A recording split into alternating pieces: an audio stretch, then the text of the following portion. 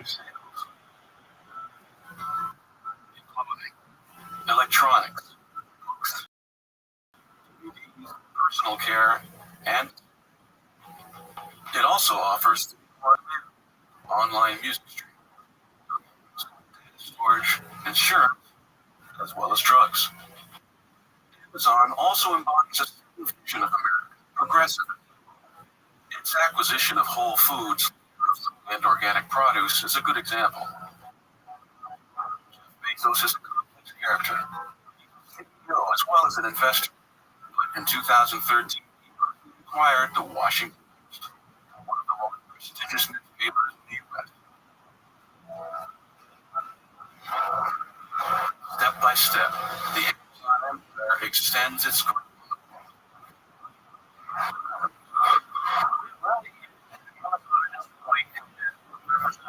Transformation of the economy. I mean, the old saying when I first came to the street today was what's good for GM is good for the country.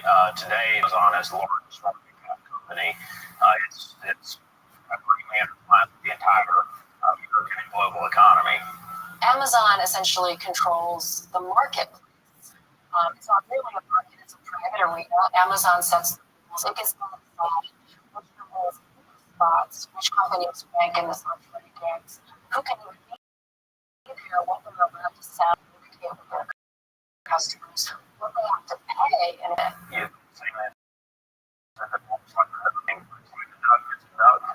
so Amazon looks like monopoly, trades like monopoly, makes money like monopoly, behaves like a monopoly. So when I look at it, you have to use monopoly.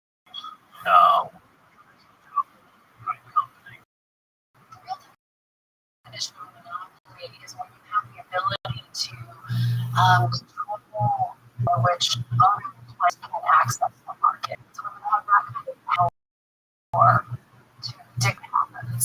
And Amazon has become like a geek, and their strategy is very much the e-commerce platform.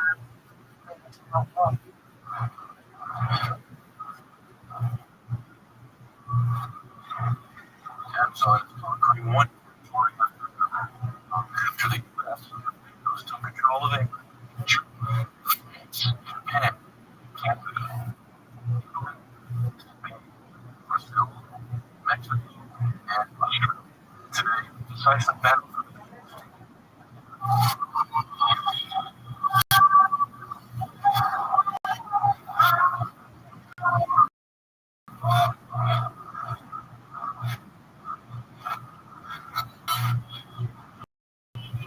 in 2013, India ended up gaining control of the market investigated another million dollars.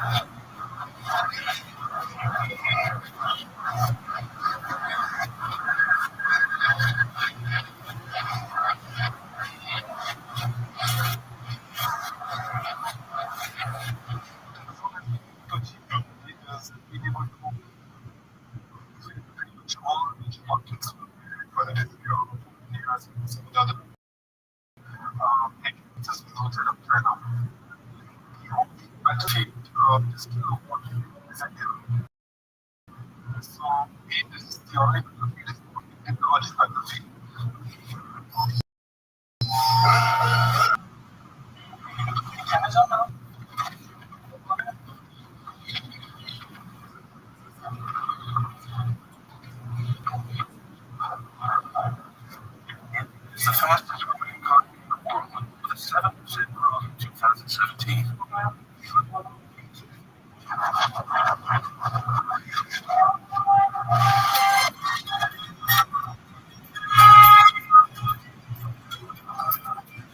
Recent years, some 200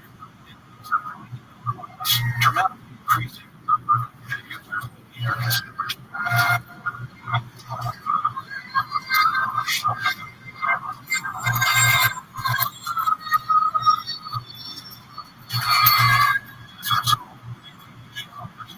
By 30 to 50% per year. only company trying to tap this group. Beating Jeff Bezos, the leader of the Indian Party, founded by two executives of employees, a new startup Chinese giant Alibaba. The three of them are raising $2 billion commercial.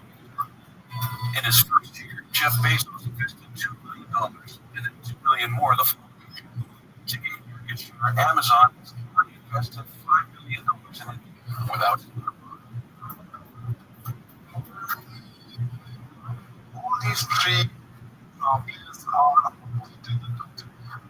they issue a lot of funding because so you don't see anyone falling apart anytime soon.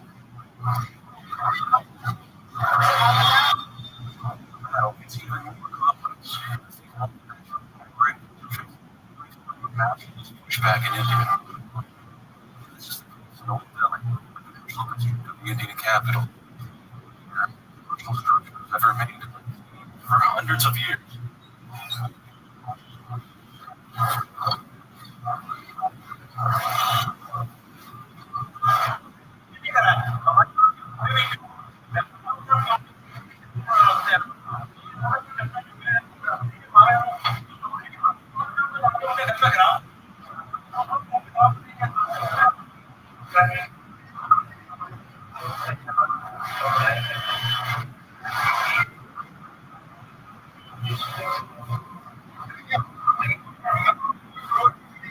At this table are 50 merchants in Delhi.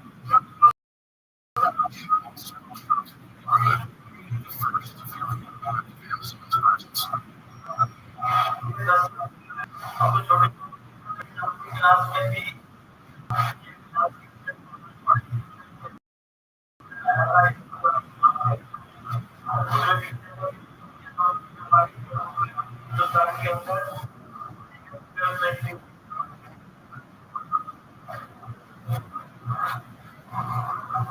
The merchants in Old Delhi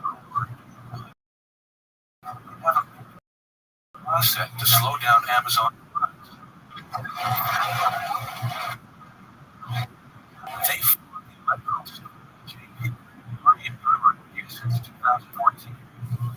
Its leader, Minister promotes an exacerbated form of nationalism and defends a protectionist view of the economy.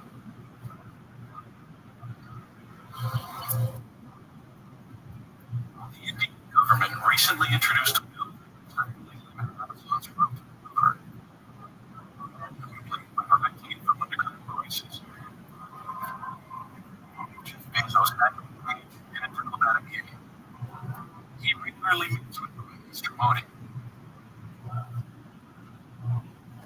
It's a significant on Amazon, which Amazon has been very active market is reflection of how things in this market. I think it feels it will reflect that regional stories.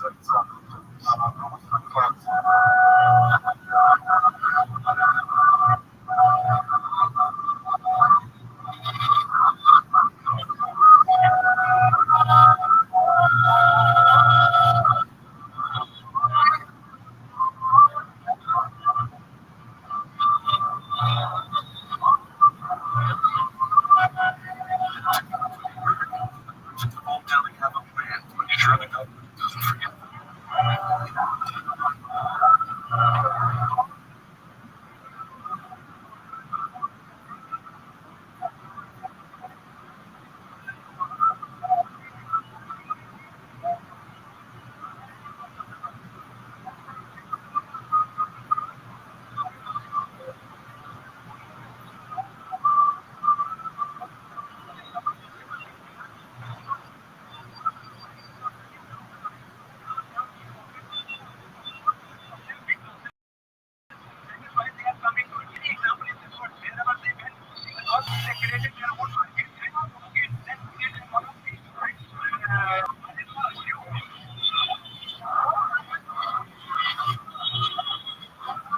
Us, the country to learn how to merchant scale population and immigration.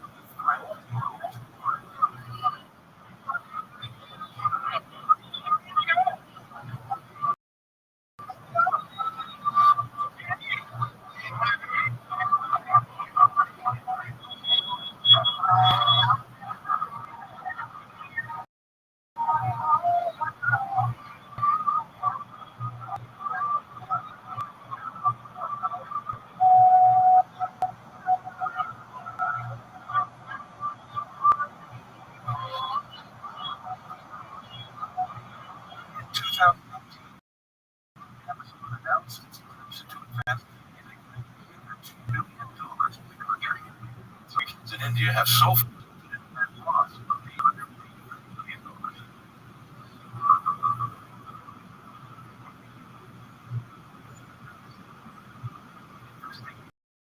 Massive amounts of money, often at loss, in order to conquer market share is the foundation of Bezos' strategy. Despite this regime, Amazon's loss maintains the confidence of emerging markets. Amazon's stock value rises constantly. The last 3 years increased fivefold.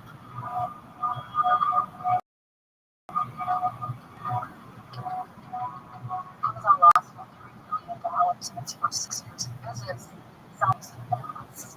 And it worked, and now Amazon is a dominant retailer on half the market. And they've consistently done that one sector after another, where they go in, they lose money. Other companies do not know how to save talking from books, are able to operate at a loss. They run business. Amazon takes over. This is a company that's easy. Companies like no one thinks.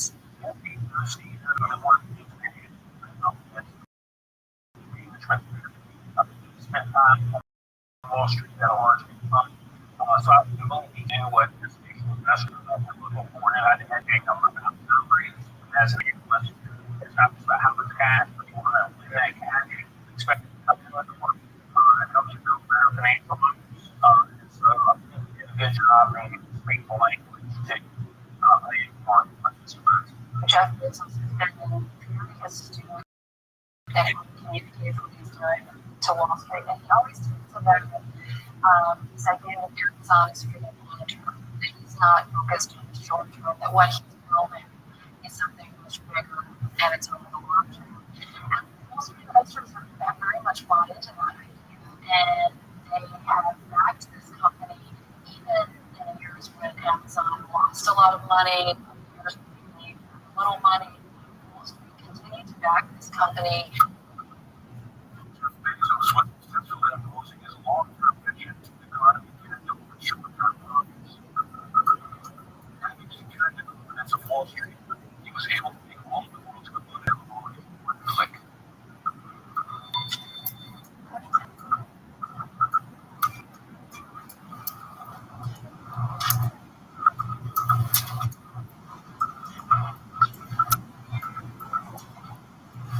This ability was born 50 years ago in San Francisco, capital of the American counterculture.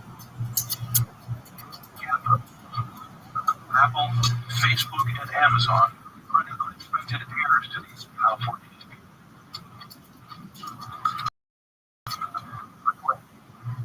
Like that, fingers, drag over, snap it like that. It's not built pajamas with tattoos or fashion magazine. It's so rich that once you're reading comics, books, or like that, you can visit anything. Forever to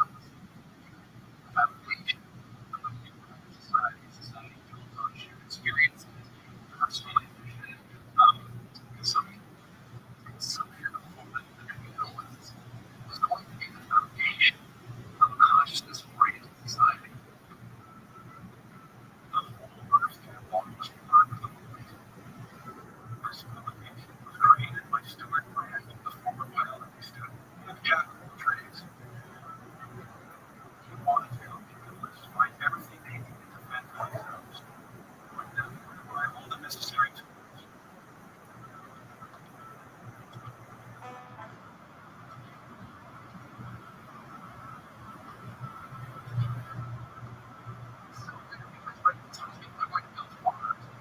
But you don't have tools like things. And that's because what people wanted in the communes was not just farm equipment, but consciousness equipment. They wanted to change their minds. Catalog is absolutely central to counterculture and to the common movement of the 1960s, but it's also central to Silicon Valley. They found this world and they began to imagine computers as the kinds of tools that we look at and propose. When I was young, there was an amazing publication called Holy Calendar, which was one of the Bibles of my generation. It was idealistic, but full of neat tools and great notions. On the back cover of the final issue were the words, "Stay hungry, stay foolish." It was their farewell message as they signed on. Stay hungry, stay foolish. And I always wish that for myself. You look at the catalog, it is trying to give you access to goods. It's trying to be whole. It's trying to literally be the whole of goods. See that now in the Amazon world. Amazon is be the world of access to its structure, its connections, it's being a global information system to supply goods to make it work better. It's the calendar. Thanks to the internet, has Amazon overrides the ideals of capital. Today, Warren, its founder, has a very rich friend.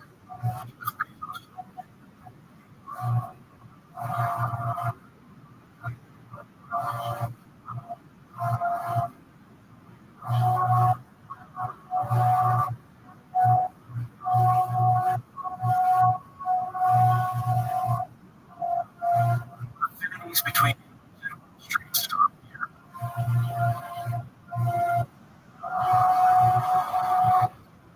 Jeff Bezos is a libertarian advocating for government. His values entrepreneurial freedom, unneeded by laws and regulations.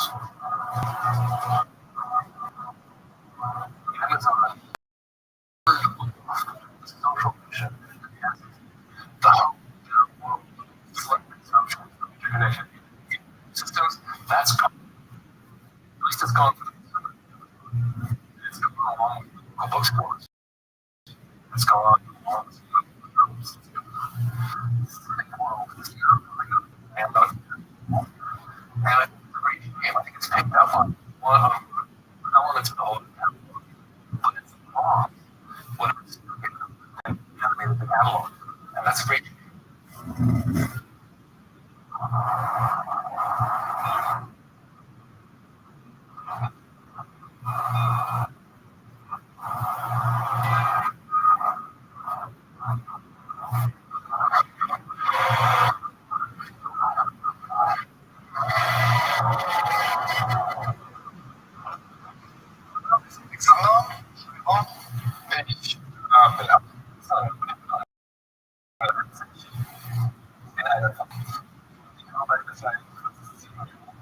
August 2000.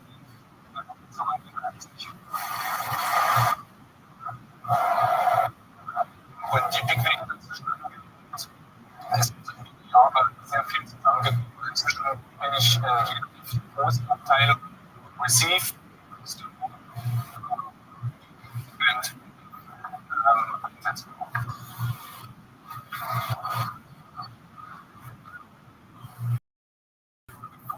Amazon and the German army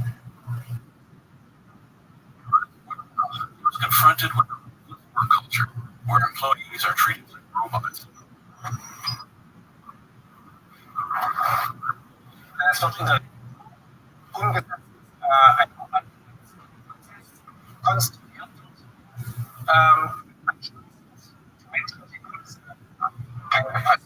als Puzzleteil. Im August ist nicht das Einzelne, nicht der Einzelne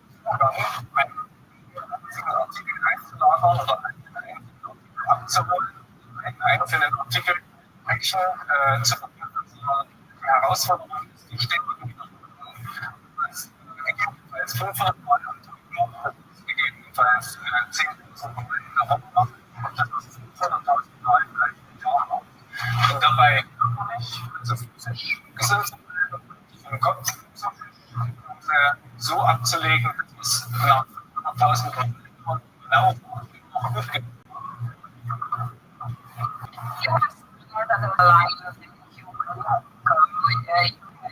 Pack your the way computer stands and the scanners and the developers have pictures and leaders teach you to make so-called sequential movements. So first you take this part of the hand, you pack and you pack on the line and you have to follow all these movements. There's something that you control by machines. This is something scary. If you don't follow this rhythm of the corporation here, you are not accepted. Like walking here, just go. We don't want workers.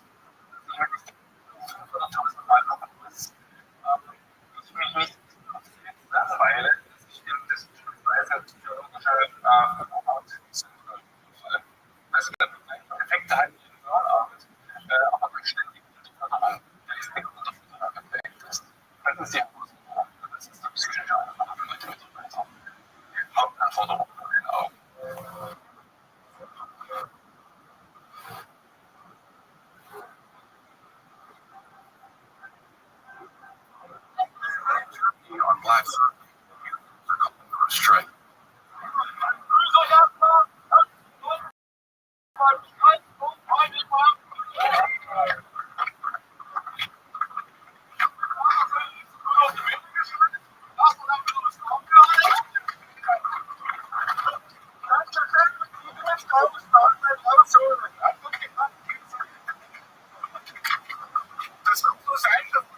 Jeff Bezos is facing strong states where social protections are especially important and where employees have more labor rights.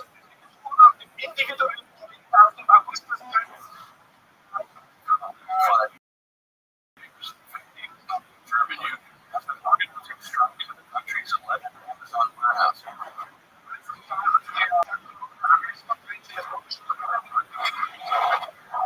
Workers are mainly asking for wage increases. Thanks to these normalization, the Leipzig warehouse workers have successfully increased the wages by 11% in the last 2 years.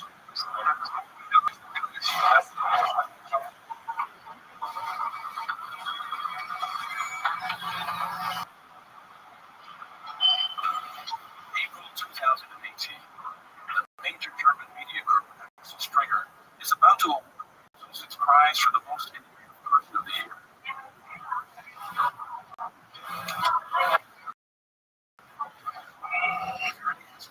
Workers from all over Europe to come and protest.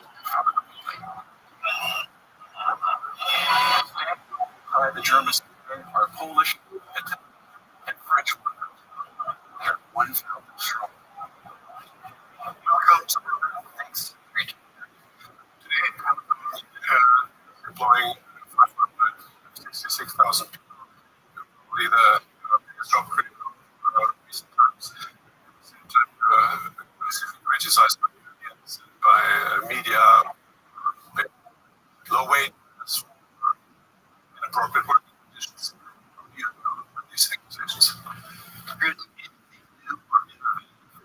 You have to misunderstand. If you cannot, if you can't then don't.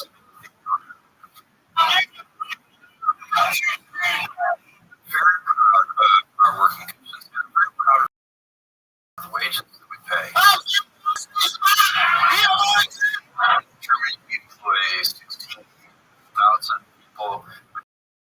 Pay it to the range for income work. Even wages and benefits. We have very good communications with our employees. I don't believe that we need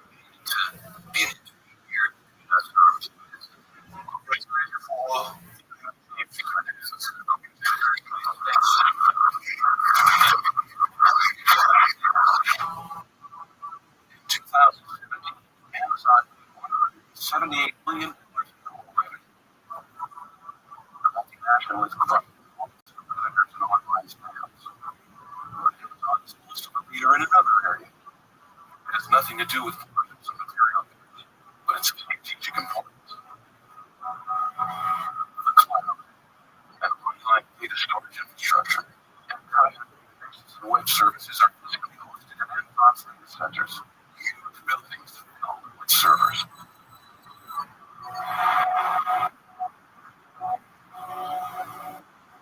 Amazon owns 120 data centers like this one, spread in 2017. Amazon Web Services accounted for only 20% of its turnover.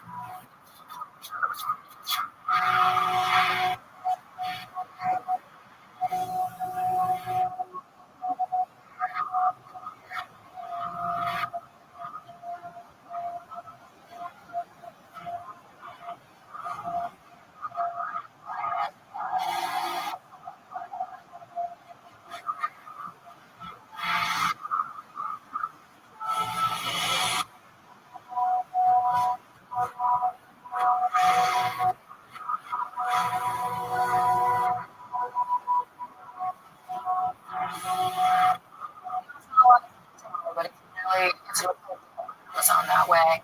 Amazon is a company that really wants to control the underlying economy. So it will be the platform on which all buying and selling happens. It wants to be basically the interface between all buyers and sellers. Major part of the cloud. It's Amazon Web Services controls about a third of the world's cloud computing capacity. And increasingly, it's moving into shipping and package delivery. Anything industry that's quite like Amazon, and it's a new thing. Anything like this, but you can think of it as like a railroad in the sense that that's what Amazon controls, and lots of other companies need access to that in order to get to market. That's an incredibly powerful position. I don't think Amazon has any other competitor that could potentially challenge it. I think the only thing that could stop Amazon today would be government intervention. Aware of the risk, Amazon is increasingly nurturing its relationship with governments. Considering its lobbying expenses exploded in the United States from $400,000 a year in 2000 to $13 million in 2017. In Europe alone, add up to at least €2 billion.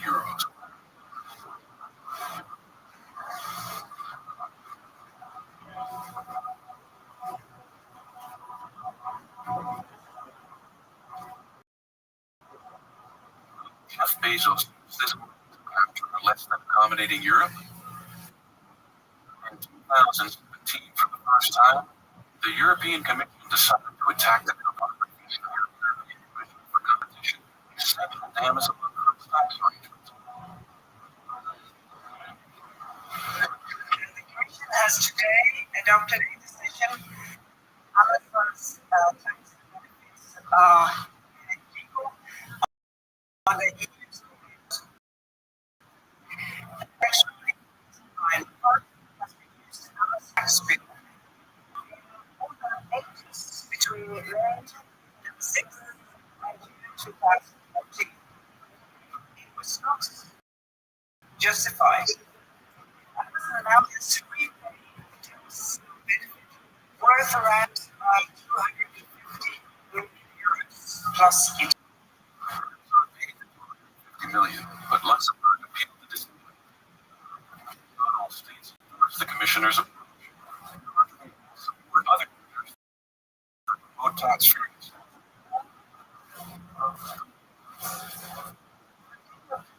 And I think in this case, you don't necessarily make profits, but you create value. So you create value on the stock exchange, but you don't make profit in your business. So people make money by buying and selling stocks instead of making money having a profit business in itself. And one of the reasons why we are so also have a sort of broad European digital taxation is to make sure that we get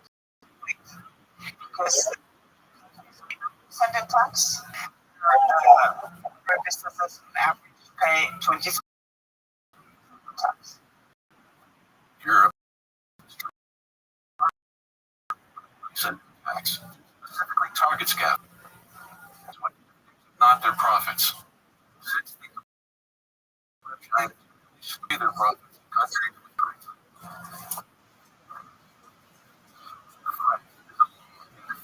initiative. We've all had a way to say this. Technology is fascinating, produces great things that we can do. But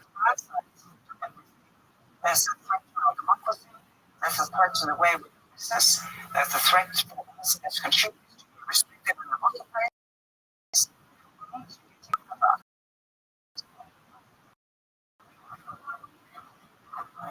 So here it is. Company controls the distribution of all our daily infrastructure of our economy.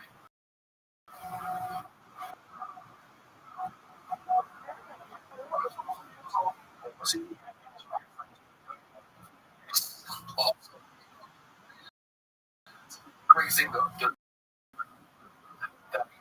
but as I said, if I can,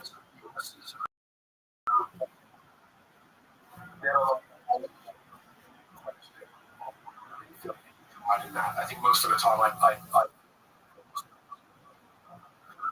helped.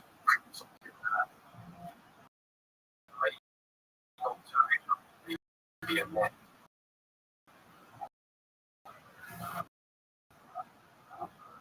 Yes. You know, that's the question. Seattle. That question has already been answered.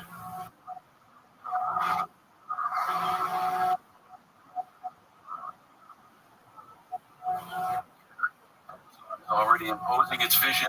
At first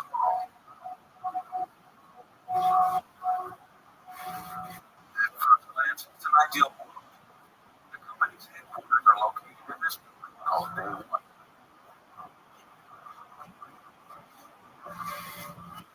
At its feet, the brand new structure wanted by Jeff Bezos. A series of glass walls sheltering rare tropical plants like the Biotope 2.0, where Amazon employees come to work in harmony with a domesticated nature.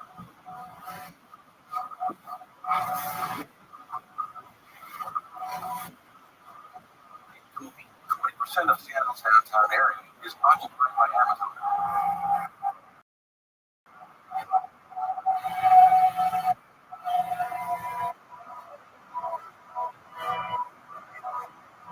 In the last 8 years, 40,000 new executives from around the world have jumped in the ranks of the American church. Young and very take advantage of the Amazon marketplace and preview much of the company's innovations. Lockers, where you can pick up your package, or Amazon, where no checkout is required. With their smartphone, account. To welcome the newcomers, luxurious buildings are constructed. Thanks to Amazon, Seattle has become a favorite city for the American executive class.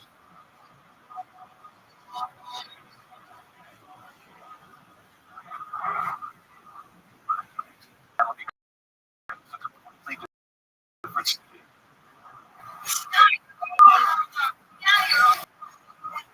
Since Amazon's arrival, numerous hires of senior executives ranks in Seattle have been rising by each year.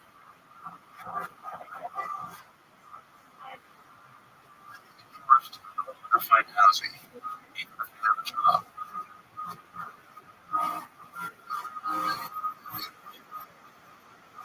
Here, 30% of the homeless is employed.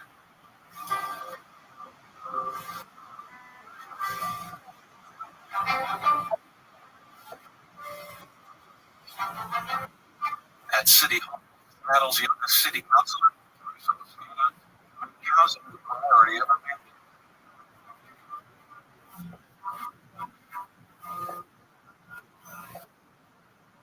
Saw about a 600% increase in homelessness, and we saw twice the amount of people who are living in RVs become homeless. That number is immense. You can see the growth of poverty and homelessness in the street.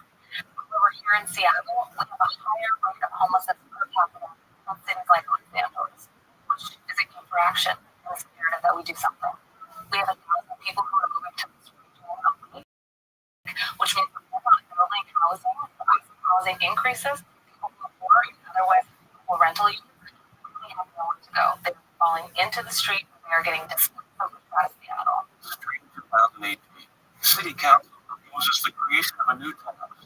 The biggest companies in Seattle, including Amazon, have to pay $500 per employee per year in order to finance the construction of social housing. We had initially proposed a tax package that would have brought in $73 million a year, which is a drop in the bucket that we actually needed. We ended up with $47 million a year, which is on up to the proposal was passed unanimously by the council, signed by the mayor. Within 24 hours of Amazon agreeing to that amount of taxing each $73 per head for just the largest companies. After they agreed to that,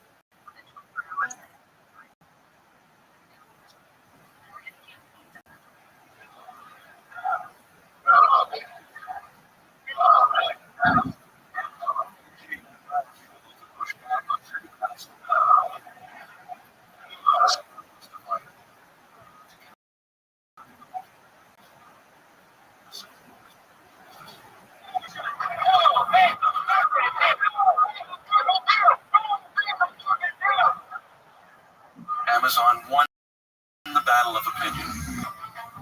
Its petition gathered over 45,000 signatures. On June 2018, the Seattle City Council decided to hold a group vote on the tax. Supporters of both sides.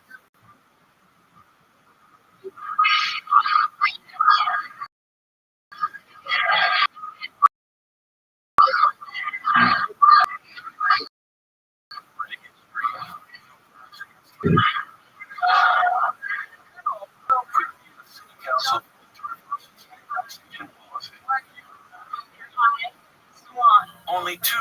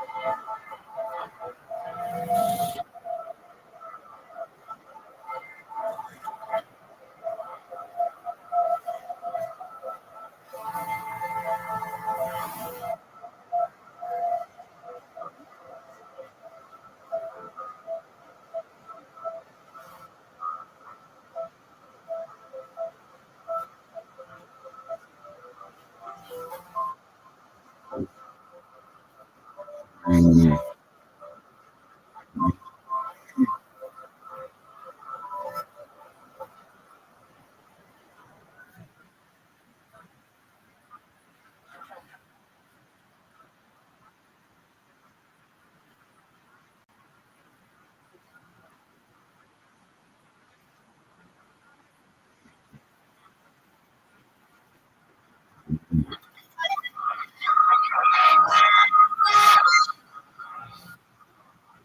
Since the run of time, 1970s, a picture of the past bring its way into households. Well, it's a video games. But this person electronic simple dimple.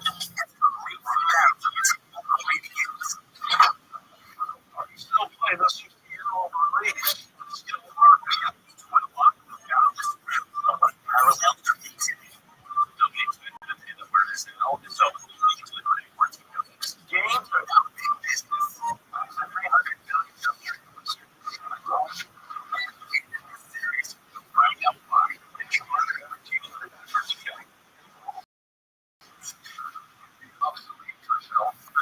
well, the same story of games started for the next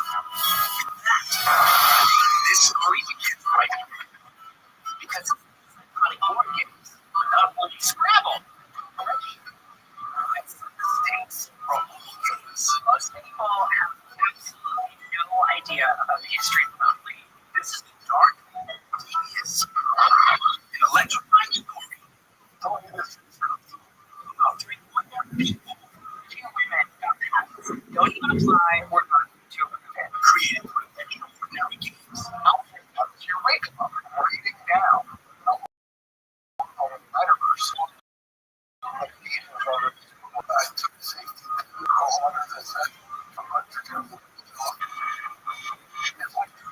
That would have a good name. Got rear-ended. No rights to the game.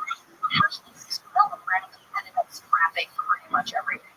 And not much official letters. Nobody was interested in this kind of fire. It was breaking the industry.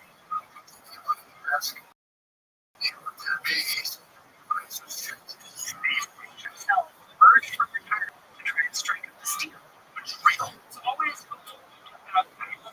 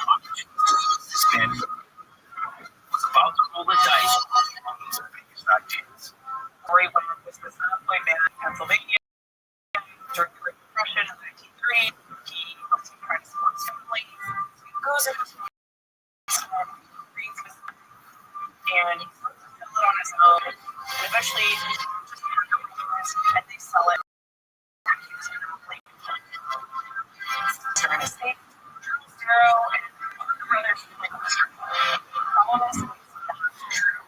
It is a lie. Most people have absolutely no idea about the history of Monopoly because I think if people knew the truth, they would be blown up. And the truth only began to bite in the 70s, decades after Monopoly had become a household name. And the truth was uncovered by an extremely unknown. The only reason we know anything about Monopoly's history is because of Ralph Onslow. He was an economics professor living in the Bay Area in the 1970s, and he realized when he was with his two sons that the game of Monopoly actually doesn't teach good things about the economy or capitalism.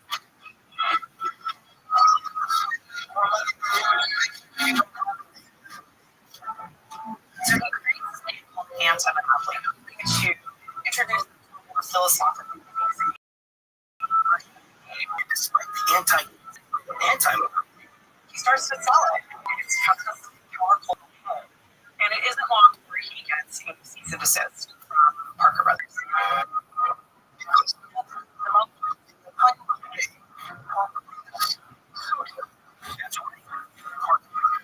Barely after their establishment, George and Charles in 1890, they put their fortunes with long-forgotten hits, Warren Jr. and Klondike. With Monopoly in their great vaults, Parker Brothers made their move.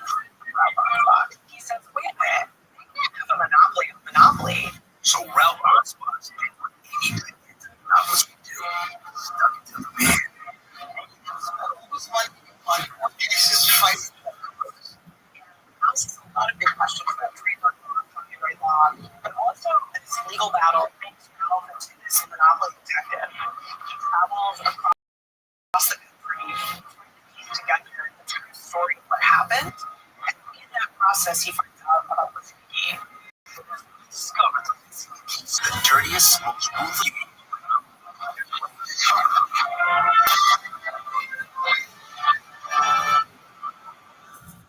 Ralph Onslow was to discover the truth about Monopoly's origins, and in doing so, discovered Lizzie McGee. Lizzie McGee was a really interesting person. Her was James McGee. He had traveled with Abraham Lincoln during that was he was a very influential owner, outspoken of slavery, and he was high in terms of educating scholars and believing that women have potential. They would strive hard to become one of the 8% of women left out of the workplace in the early 1900s. Lizzie McGee, at the turn of the century, worked as a stenographer. And stenography was a really interesting profession because it was one of the ways that women could legally gain access to the workforce. There was much more to Lizzie McGee. She wrote poetry, she wrote short stories, she performed as an actress. But there was even a lot more than that. At the turn of the century, there was an incredible amount of wealth being created in this country. There were a lot of questions about how was that being distributed. She was an advocate for charity that people shouldn't be. She was a really interesting follower of this man named Henry George. George was really interested in he wrote this bestseller, Progress and Love. A real downward for reading. Lee says while the rich get So she decides, you know what, I'm creating a game to teach people about Henry George. as scintillating about inquiry industrial depression and increase of Sounds. Something that is tax theory. We want to teach people about the mechanics of how something works. Games are a great way. So she invents a little something called a landlord's game. Her intention was to prove how terrible it was to have a money grubbing landlord. Lizzie illustrated this very idea in a clever property. So eventually, people could save enough money to go from Poverty Place to Virginia Road to Easy Street and town. But no, be cool. This was not just yet. There's a ton of auctioning. It's very loud and cacophonous. But it was Lizzie who was loud and proud of her creation. And so, like any good capitalist, she tries to protect her art.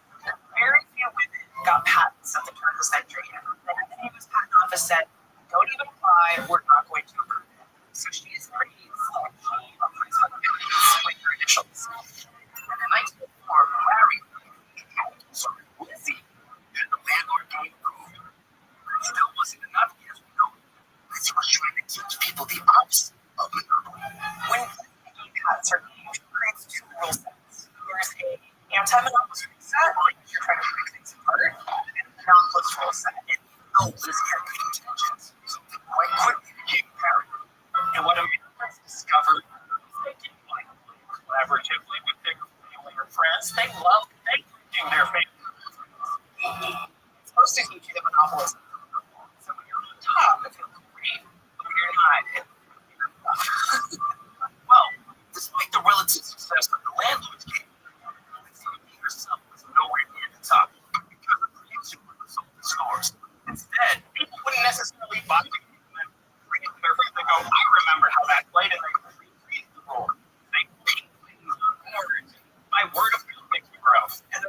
using the boards. So if you live in Boston, you're going to have Boston Commons on your board. If you're in New York, you're going to have Broadway. People really look at the neighborhood.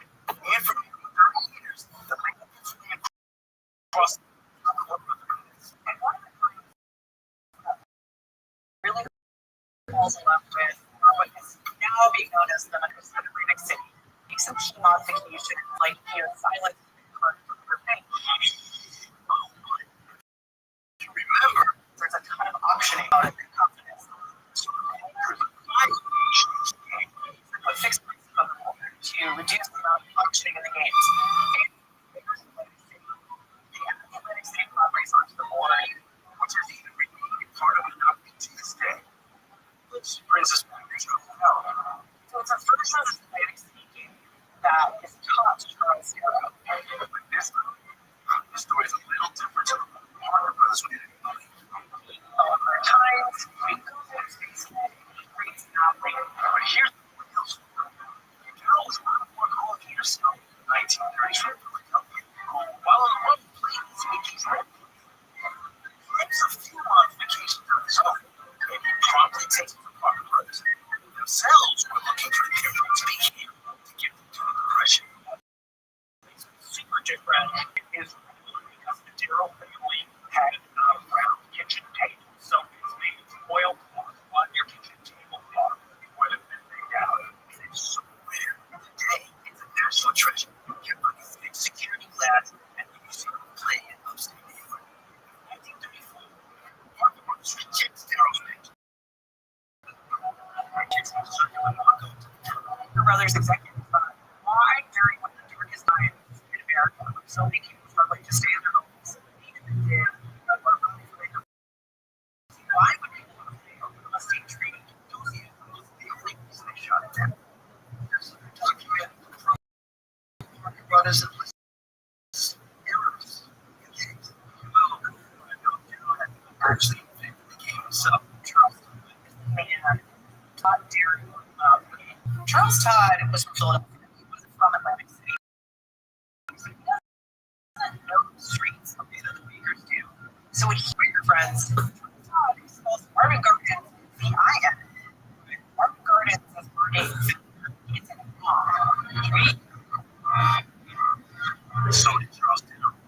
In fact, Darrow had even swiped the name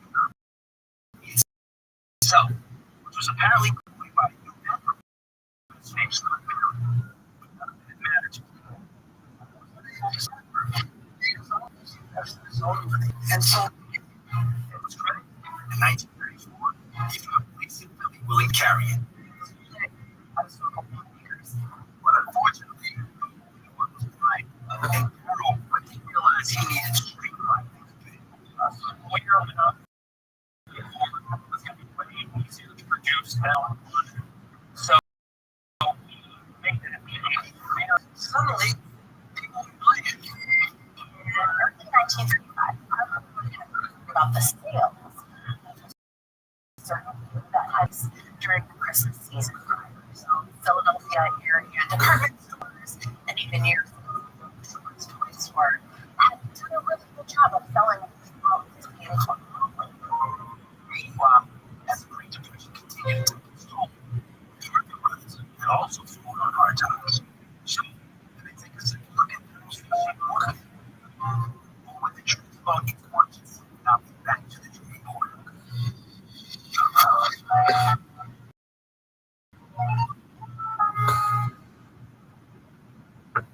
In 1935, Warner Brothers began to feel the squeeze of the Great Depression themselves.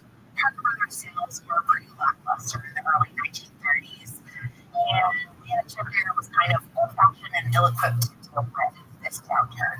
So George Parker offered the president role to his son-in-law, Robert Parker, who was not a games industry person, but he was willing to try. But he had to try really hard because he was staring straight down the barrel of papers. Parker Brothers is a very reputable company, one of the biggest electronic gaming country out there.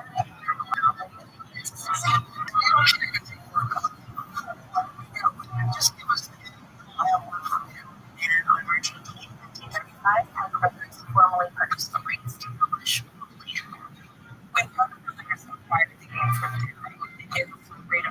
$100,000, which is about just inflation. I think Euro really was just, this is at a time when we're struggling and all of a sudden he has money. That's a tough thing to get. He has a family he needs to support. Well, I have a quick look if I Kirk Brothers on a grand scale in 1935. They sold a $250 million. And this was the first one to die cast and that's where we got cold fire and That's sweet. You know, for no reason other than more fun. So, when Parker Brothers did, their probable did not pay off. they were not the first year. Sales were going through the roof. And the second year at the centers, they sold more than 1.7 million games, essentially turning the factory into a non-stop round-the-clock monopoly publishing explosion. And for the first time, people could forget about the depression. It was depressing. Unemployment is not really. People are struggling to feel rich, feel like they can triumph over the system that we will never in reality triumph over. People are entering the depression and they love that. They see that it creates that a lot of heavy real estate geniuses is the dice will only able to what we want to do. Mark for the standard was about to attack like in a very big way. As soon as they start publishing, they start really dialing up the press around doing that to reach the story, which you recall transports family. Those are those cases that not think about that as this game. I've been playing for 20 years, 30 years. And one of the people who lashes out for producer marketing Darrow is the inventor, is none other than this game. It's something we push. I think a lot of stuff where he's working like she was the first to let this justice complete. So 1936, she took a huge chance to do it. She's an older woman this way. She's not like her husband. She holds the game boards. And by the way, she doesn't have to come to 1904. And she renewed it in 1924. So she stayed on it. And she says, this is my game. And Charles Darrow was nice to see this. I love you. I think to turn the clip farm for each one. And it's kind of a PR nightmare. It's great for the son-in-law. So they called him the great guy. So, emerged from retirement as an older man and go with the CBG in Washington, D.C. to this deal. And at last, it looked like this game would take the rightful place.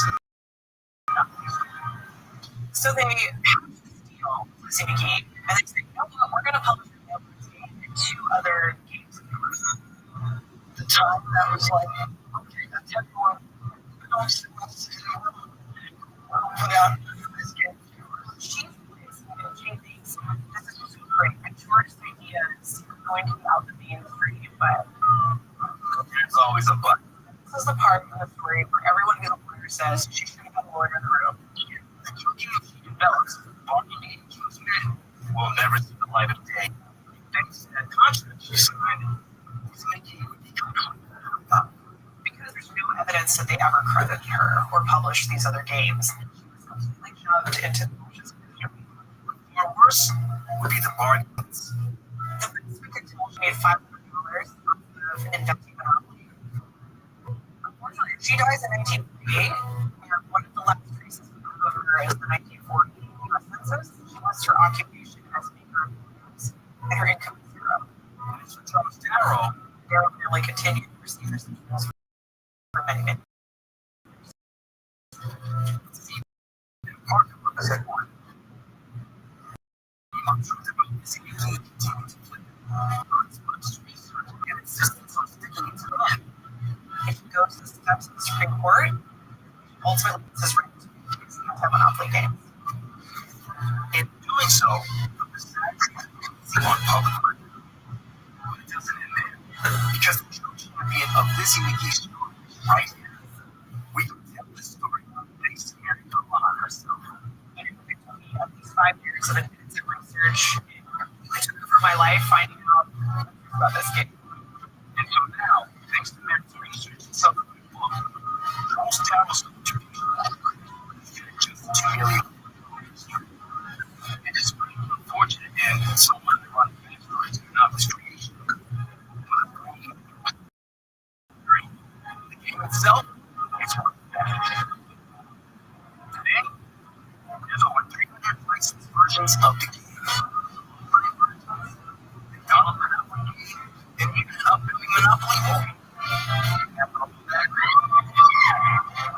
Grandpa still always.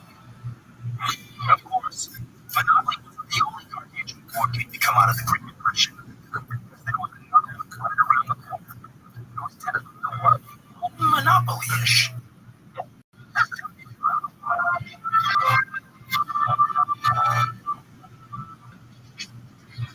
Monopoly made championship every past decades. There is more than one witness of success. Scrap more.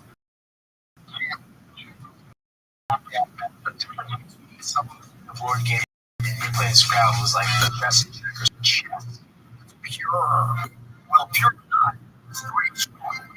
Actually, it's a slightly different type of brain. Back in the early 20th century, there was kind of a bad distance. IQ tests were taking off. Everybody wanted to prove that they were smarter than someone else. And it was fun. It was a fun way to show you were smart. You did something really hard. It was an interesting challenge. It was rare. It wasn't something for children. It was for adults who were smart.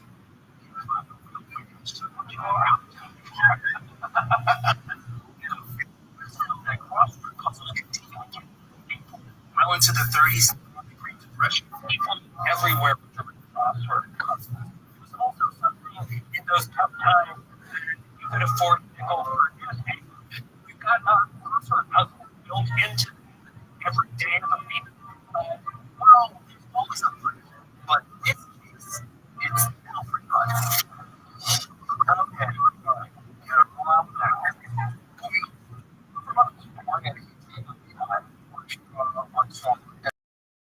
Affirmative in the 1920s.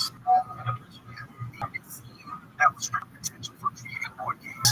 But first, he wrote short stories, some prints to sell for a couple of bucks each. There's pretty much clear enough.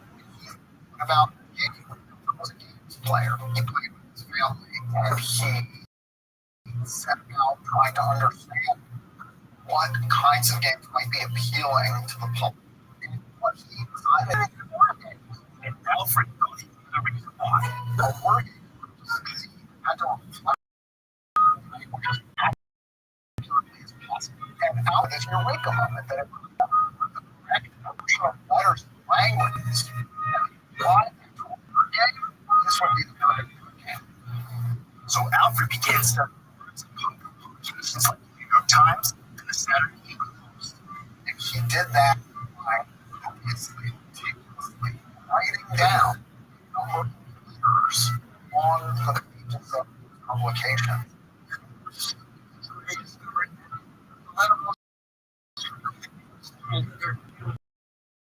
He sees the letters out what the right distribution of letters in the English language actually was. How this guy was getting this right. And he used this newfound knowledge to create words later inside a board game called Lexicon. And with the Greek words, Lexicon,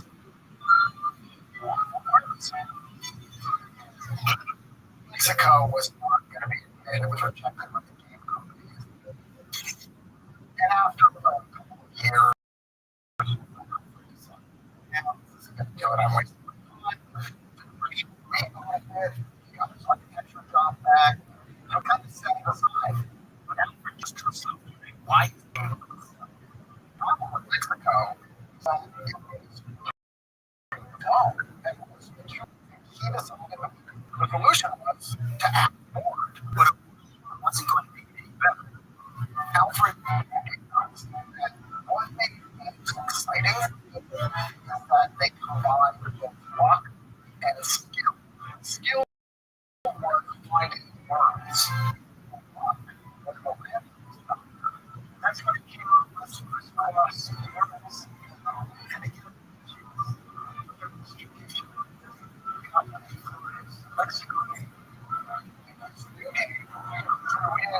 Excitement of not knowing what you're podcast and not knowing what's in that. And also not knowing if you can success.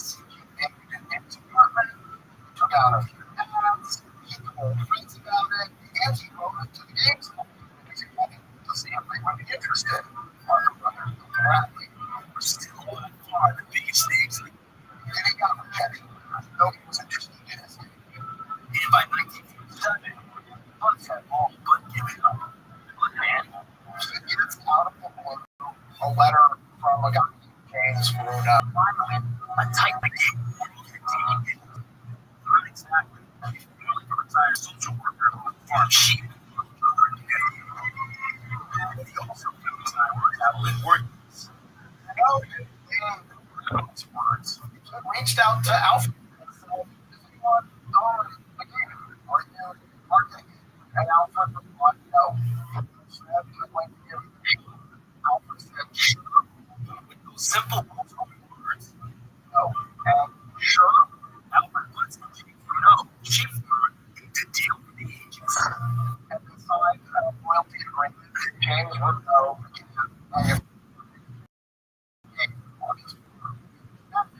James Bruno's contribution beyond just betting the farm. Because crisscross words was no scrabble. James Bruno things that were key to the future. James Corners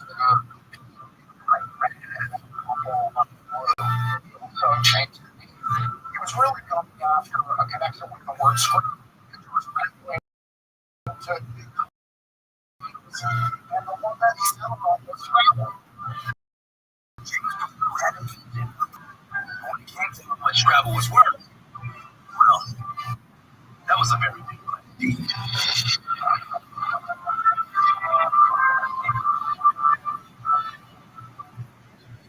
It was 1952.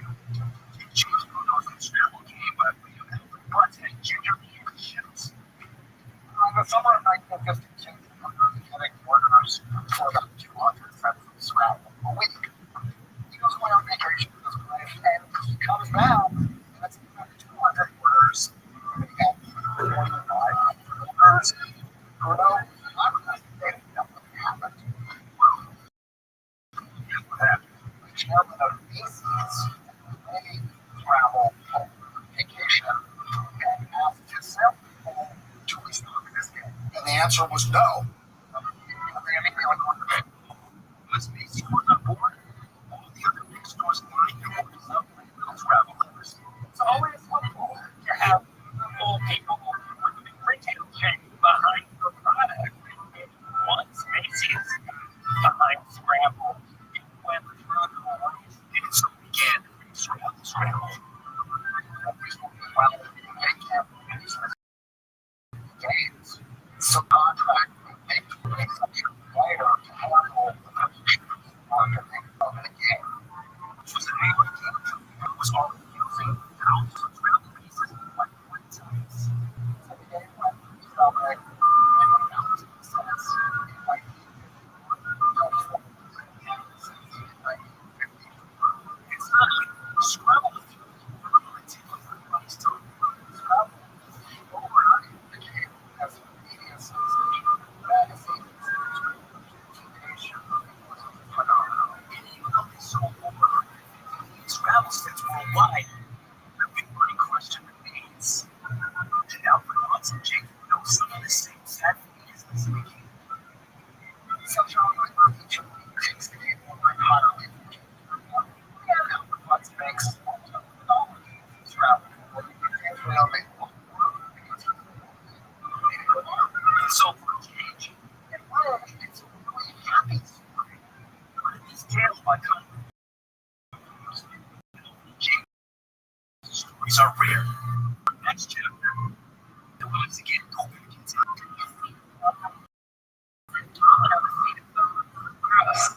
Moment in time. Right. Those moments. Because up until the 1950s, when it came to board games, batteries. But that was all about change. Different as industries evolved, different ways for people to create games. Setting the stage for one of the greatest board games of all time.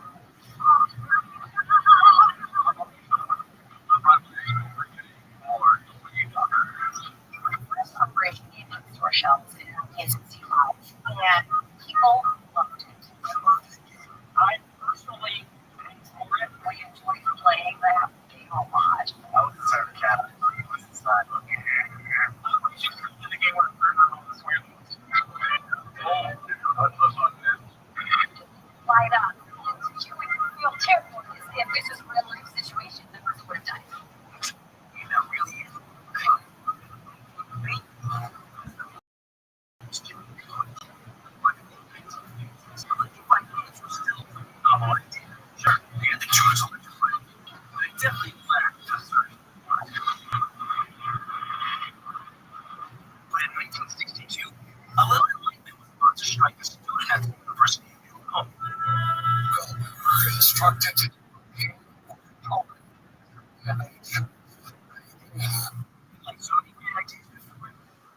got his inspiration from the TV. Precisely. That was good for you to teach me. They called me and put the 16 into the socket. It was a bolt of inspiration that would change John's life forever.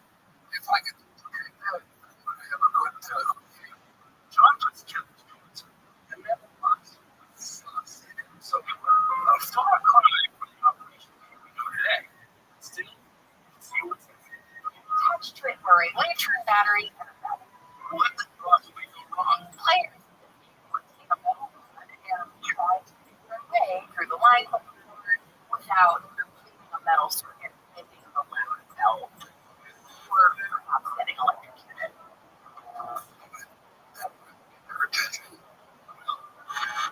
Shock no one to learn. Vanilla got a name of his assignment, and thanks to a family connection, he actually succeeded in a toy design for Marvin and Associates. Sure now, came from Soccer Robots, Australia, Simon, games like Hasbro, and of course Parker Brothers. And so, meeting with Marvin Glass was the chance to live to a job.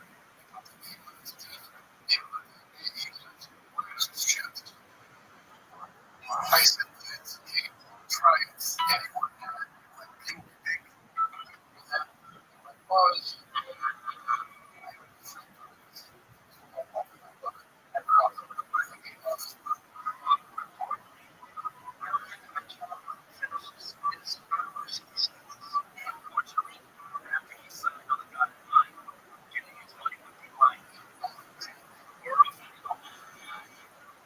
was after college, class so it's been essentially cut from future policies. Even last year, it's like dedicated to core operation.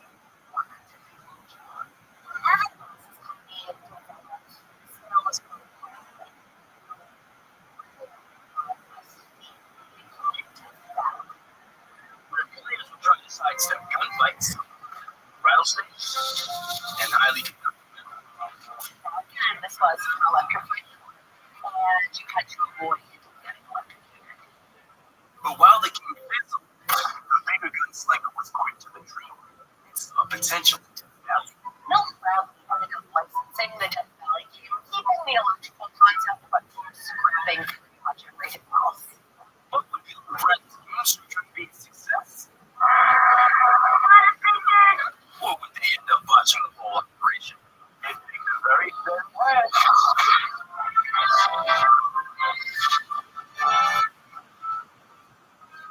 In 1962, Johnson identifies more games in an all-new way. It's at least 17 rights to Martin Glass. Then turns around and sells them on the milk credit, while John remains out of the equation. However, once Milton Bradley, it was time for some major plastic surgery. I think he came up with that was genius. Well, it was Milton after his team who came up with the now iconic theme of Operation that we know of today. In no way, shape, or form should elementary school kids be performing surgery, but sure. Well, that's how this nearly naked man with a bizarre haircut named Tommy Stam began receiving highly invasive surgery for remaining completely awake. And thanks to Reginald's commercials, kids instantly wanted to wield the scalpel themselves. And the game's been buzzing and zapping a little PTSD into people ever since. Now in the hands of Hasbro, the entire operation was estimated to be worth $40 million back in 2014.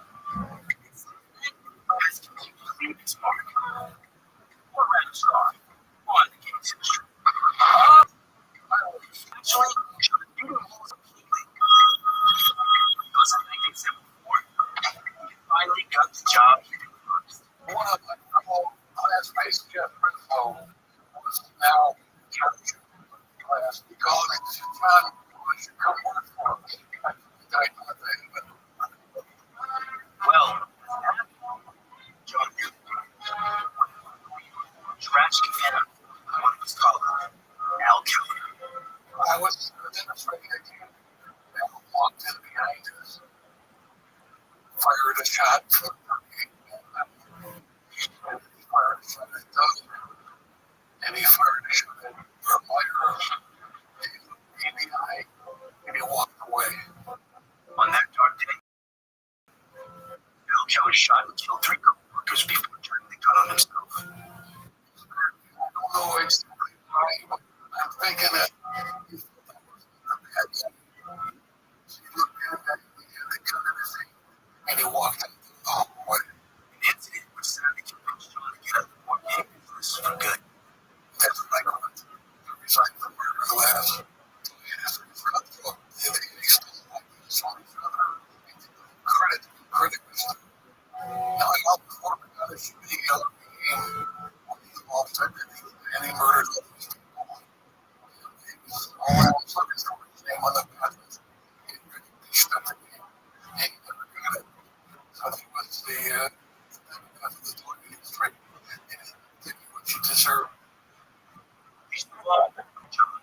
Because after he sold royalties for reparations his entire life, in 2014, he found himself entirely free.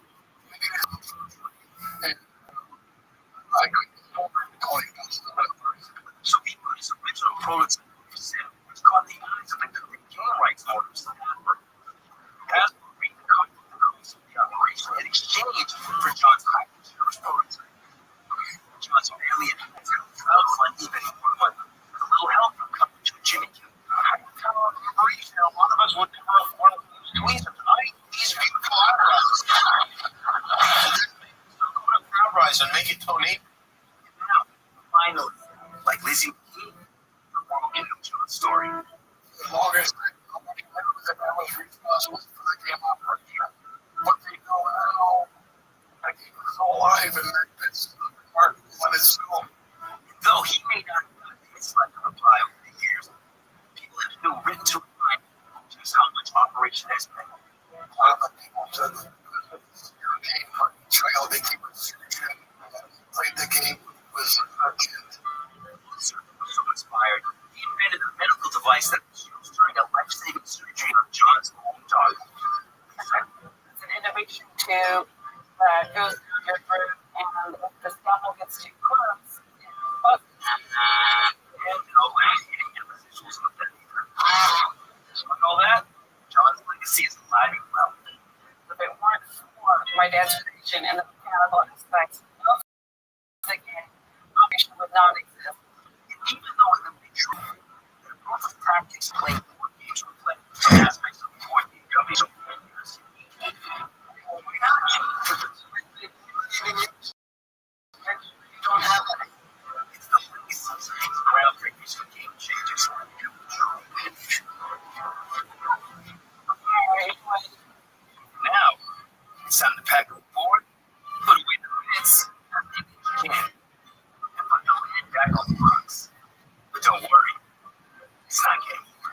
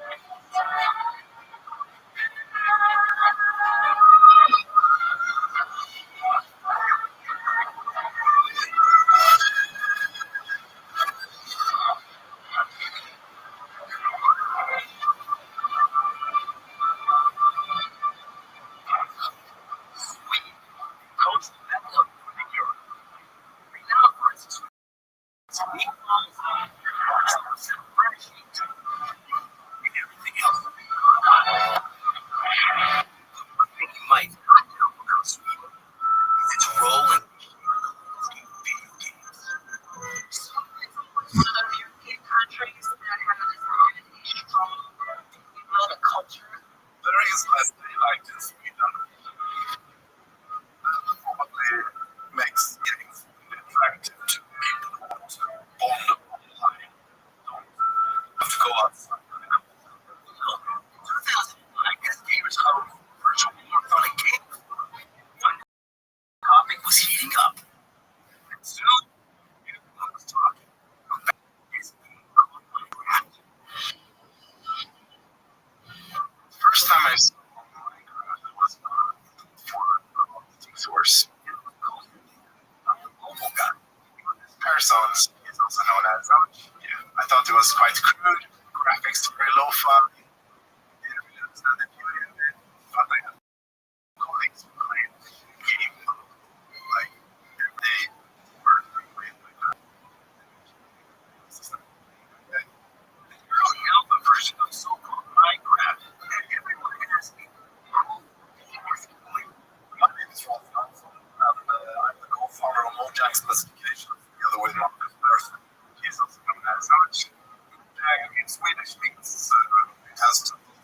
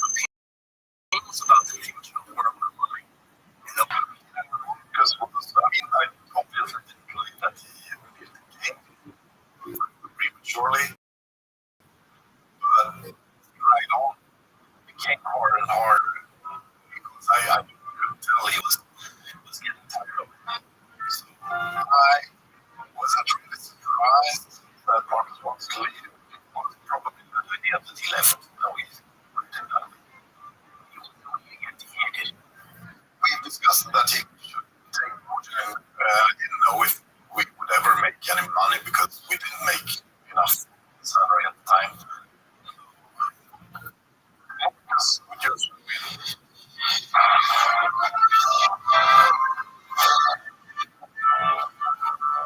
having parted ways with the co-founder Mojo and taking the company with him. Yes, aka Notch.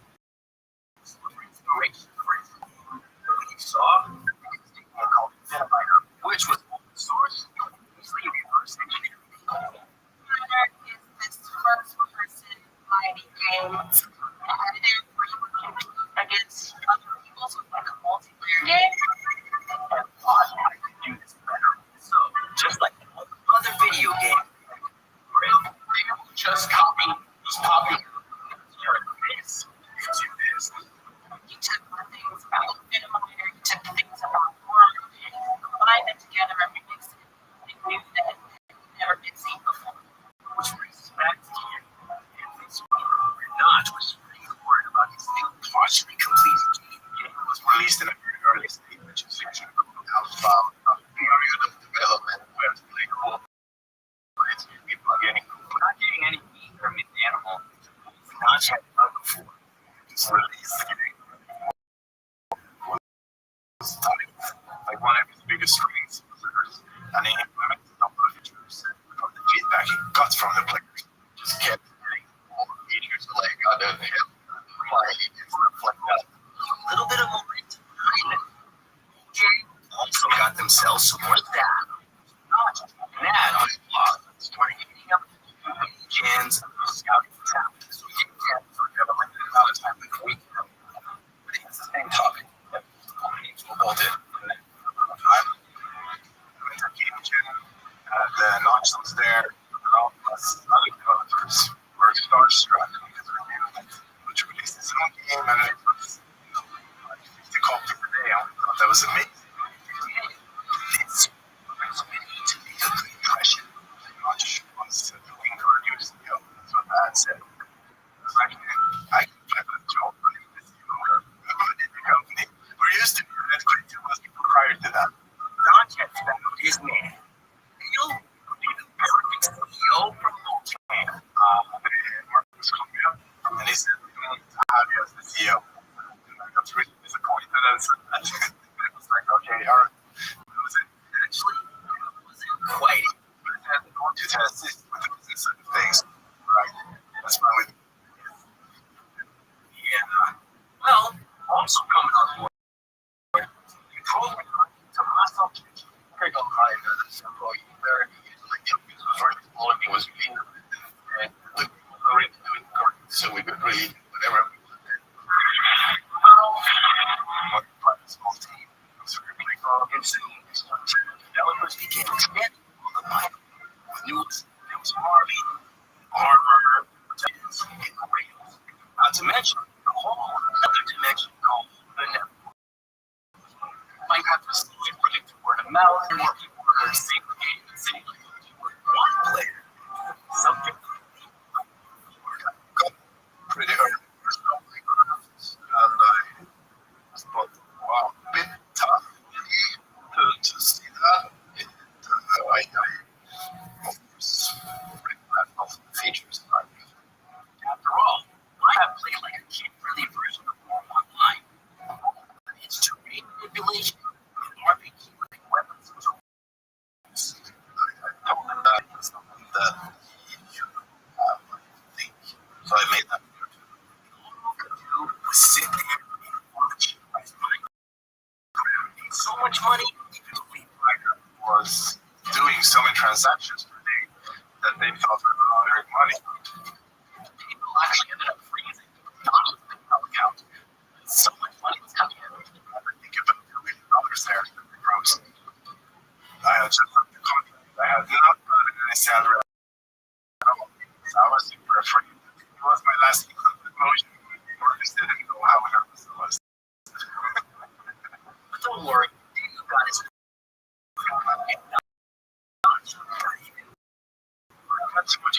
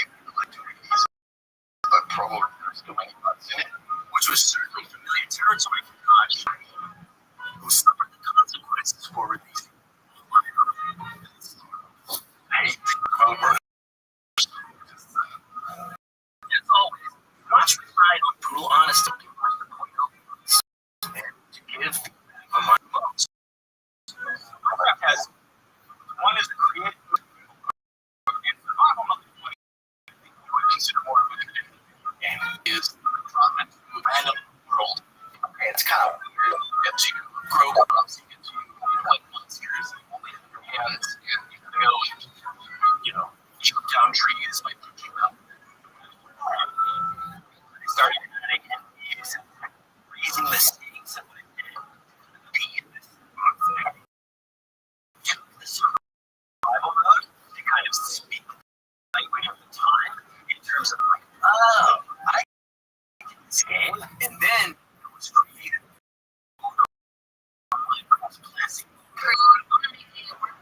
You can build from whichever blocks, The architect itself is. I made something here for you guys. So the first thing that I created in Minecraft was a full-on carnival.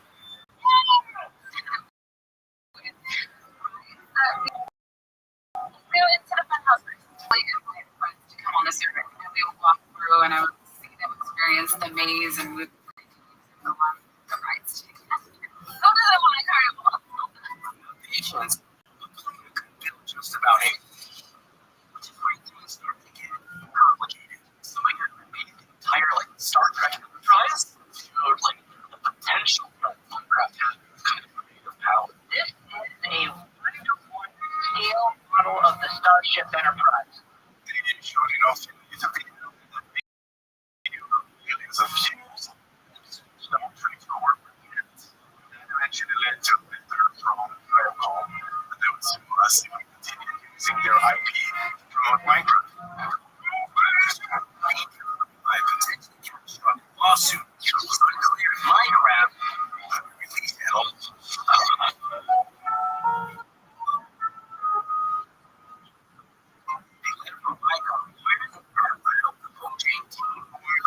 Level.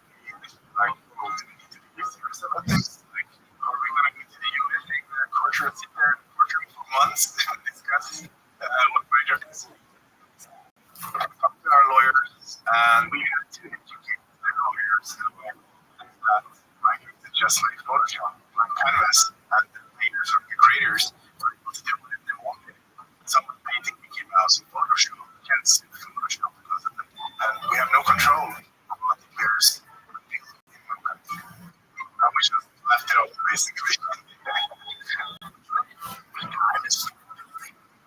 Rather creatively interpreting everything and build Don't build the palace of Versailles. Little cottage corpses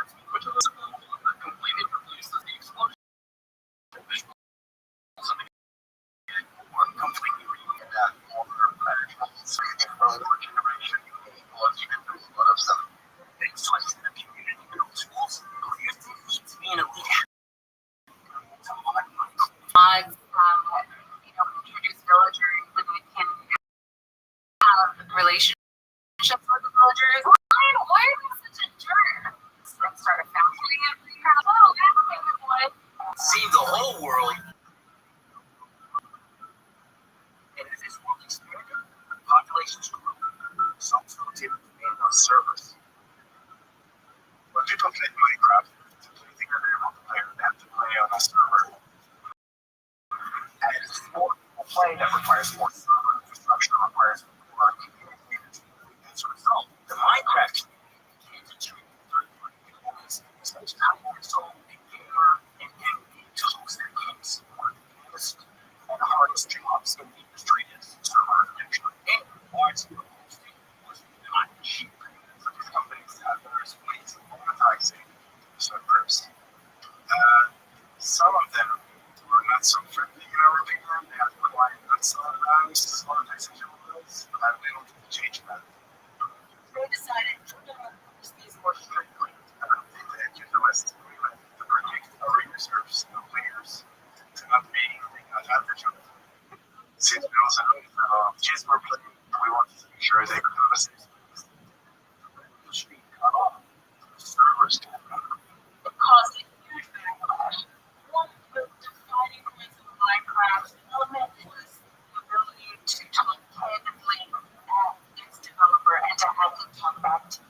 Unfortunately, that is a double-edged sword because when things go wrong, people are going to come at the person that they've been talking to for years about this. Like, this sucks. Communications with the players was very sour of being a portion of the community, and especially the ones hosting servers started to send a lot of tweets, and not sometimes tweets to others. Not when scores were all talking about visual on social media. We didn't have a PR department. We needed to make a control what we said to people on project. We were actually allowed to just say whatever. Marcus was shy about sharing whatever. He tweeted out for this purchase shares in Mojang. I saw that tweet. I think so much about it. And I thought it was just Marcus being silly. He was also online. But Notch wasn't just a gamer. I started to get some weird text messages from management, was asking me for numbers and how we were performing up there as platforms. Well, it's not like Daniel was the CEO or anything. So I got very suspicious. The last 3-4 years I've been working at Mojang, no one had asked me a single time about how we were performing on the platform. I was like, they are maybe serious about this market, right? So perhaps it's such a surprise when Notch came to you and we're going to sell a Mojang. What was that like? Can we take a break?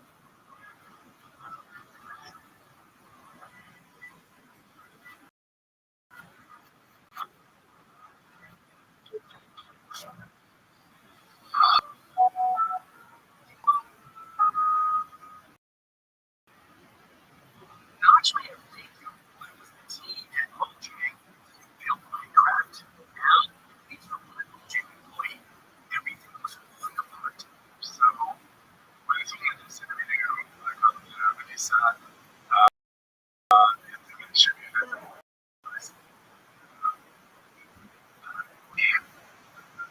lot of feelings to deal with. I worked so hard with this company. I had gone in 100% working day and night. My craft. Awesome. Yes, yeah, finally. And we were this great family working together and making Minecraft a success together. And we were making decisions and ongoing advertising making it worse. It was unclear who Mojang's Have always been supported by capitalists seeking to invest. One of those investors was Sean Parker. He was the co-founder of Monster. And Minecraft making it was it was making that money for us. It's not actually coming from but it's just controlled. They were funded by Activision Blizzard and one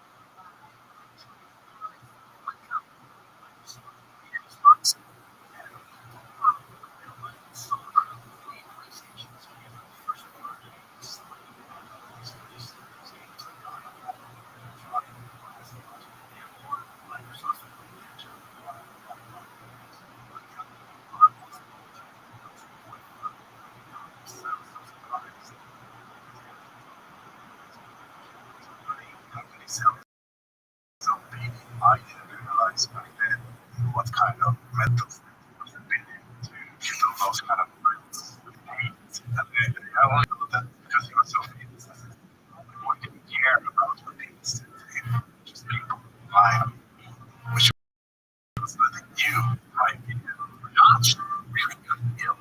Yes, the thing that about person was the thing that broke him, I guess. And the consequences of this these films require sweet to the Eagles of Denver. Because that failed to Microsoft worked out very well to you. On the morning, Jay-Z, Beyonce, $85 million house they're looking at. Famous family, where's the famous remark? It was all the talk, like in a 10th circle. Like, I just have to get an epic joke. Leading not to happily chew on wide assortment of junkies. Microsoft now have their change in get to. One thing that's really going to be clear, real learn a lot as an organization, and what it means to work with the community that's vibrant as a Minecraft. Microsoft was the turning point for Minecraft over the next years. The acquisition of Vault really grew into an actual phenomenon. See, Minecraft can take it over the world can come crazy down. Something sweet in California, something was coming. That gets you in Minecraft. Roblox had something like a very thriving marketplace where people had data. Sounds great. So this is just one game. There's a whole bunch of games all of Roblox created by players, water players. In other words, it's like YouTube, but for games. Like upload to a website. Anybody who wants to see it, then go check it out. And then Roblox, you make your own upload to your website, and then anybody can come and connect with that game. And Microsoft, they definitely Roblox. They were very afraid to help Roblox. They were afraid that Roblox would catch up and eventually come away from your game. But small microtransactions. You want to stand out from other players a certain way. Well, maybe it's a combination of cosmetics. Although you can do that, the multiplayer games provide like mining things to be a little different. So long as it doesn't provide a competitive but adding transactions was not being compared to what Microsoft had promised. One big thing with Minecraft was that it was enabled across country play between different consoles and mobile phones and systems and easily because it was those are not Minecraft to be able to do one. This concept of cross-platform gaming is lovely in theory, but come on, you can't just go willy-nilly having playing the same game at the same time on different consoles. Because as we know, the console wars are brutal. Make heads. Story generation. You're like born early, you're growing up with like Sega and Nintendo exclusively, you think that's gonna be forever. But then still you have to crap. Must have been your worst nightmare as a brother when Sega drops out. And now we have this, Microsoft is the Nintendo paradigm at the moment. And besides, everyone to go with that. So Nintendo, and Google. So this prospect, we all said, no.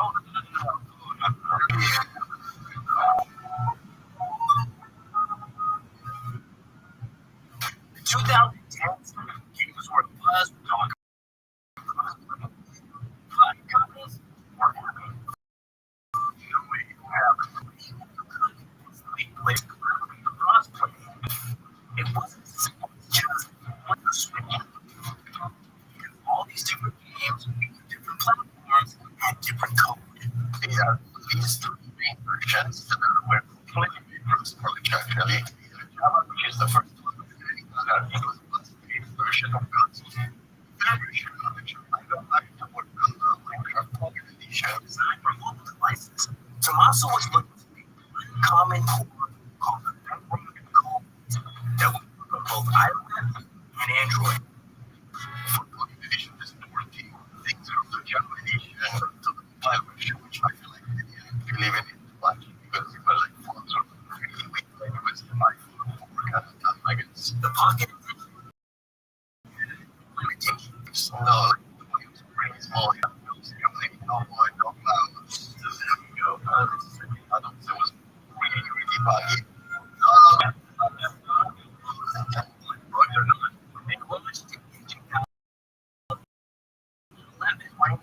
People actually really needed version of the game with that, especially because some muscles fucking bedrock engine that Frosty was possible, that it was extremely popular.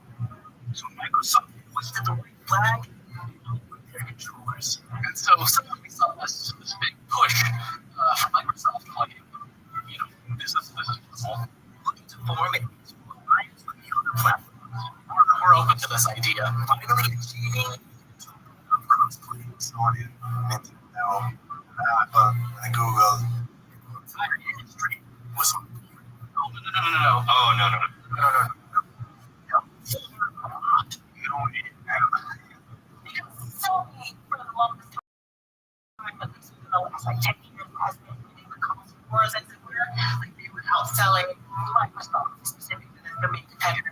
So it was antithetical to that to have a game where an Xbox player and a Sony player, Nintendo, for their part, also didn't want anything to do with crossplay. Nintendo has always been kind of off to the side, doing their own thing, and making millions of dollars doing it. The solution to cross-platform problem was working within Minecraft itself. Because of the millions of Minecraft players with the developers and best known for its first-person shooter years of the war. Developers played Minecraft, loved those crafting elements, loved the building, and elements. So you guys, if we do that with in the same way, Minecraft by world. So that spawned.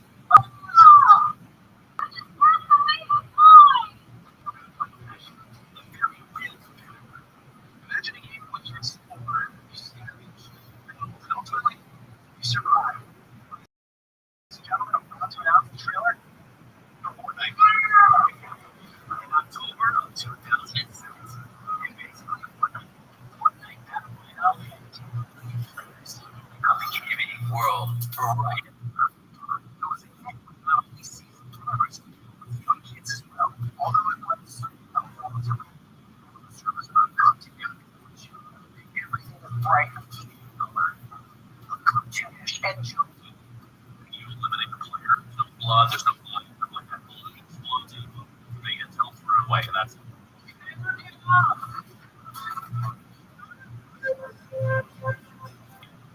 one of the most popular games of all time. However, it still wasn't a cross-play utopia. Microsoft had been trying to force somebody and people getting together for Fortnite. Let's go ahead and do this if it went for both of us. To which Sony replied, no. Historically, they have been better rules and have no incentive to work together. However, public sentiment was quickly turning on them because by now, everyone got the truth. Okay, cross-platform play has been possible for a long time. The business reasons. And the reason everyone knew it was possible is because through a configuration issue, Fortnite actually turned on crossplay for a little bit. Because on Fortnite, rather than player notice was formatted with the same. Instead, it looked like the player was playing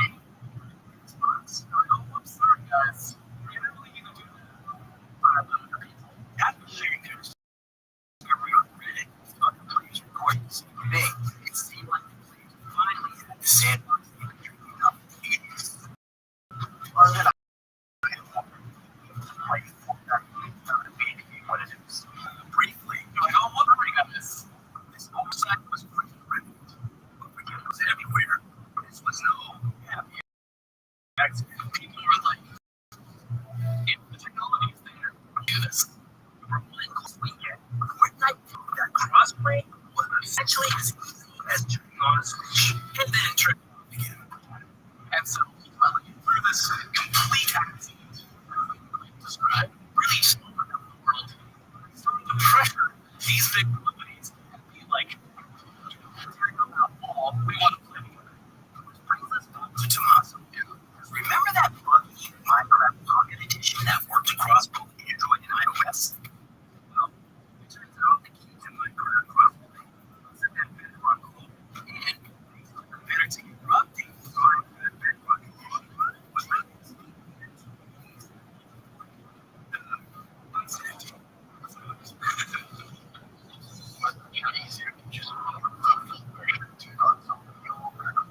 Majority of the code that makes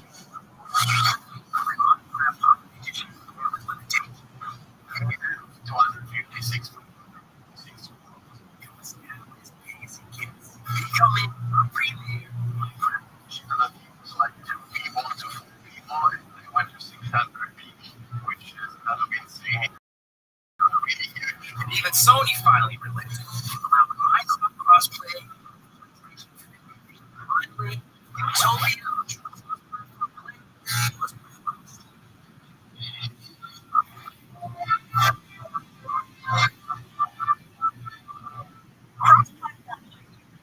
I cannot emphasize how it is current. Minecraft has over 150 million users across more than 50 platforms. Like you can play on Switch, you can play on PlayStation, now on PlayStation Environment for the first time. All the unique worlds created by players come together to be one complete Minecraft universe. However, the success of the game this year, around this experience becomes a compelling, beautiful community. Collaborating and engaging in this virtual world, the Minecraft community was now home to one of the Instructions creator. He's always been covered in like this builder, introvert kind of person who likes to focus on this project or whatever. And every now and then his introverts do to social life right back into school.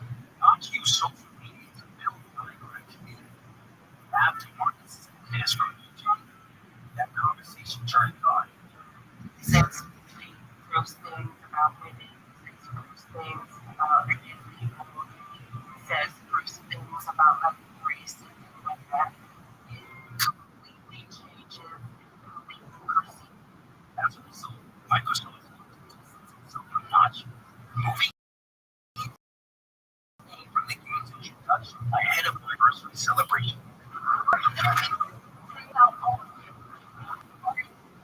Thank you so much.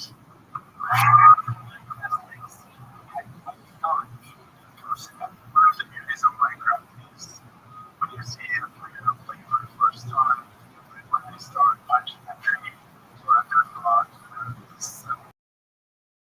clicks in your head, like, manipulate this world, and kind of notion of feeling that mission changes how it is to you. Minecraft naturally gaming landscape, one block at a time, like you have, find himself falling for this world.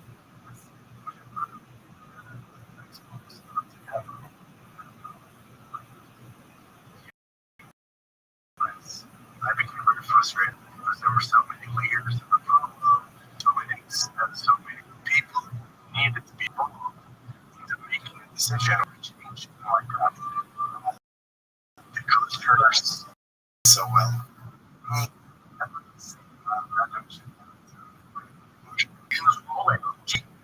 Huge, but not quite huge.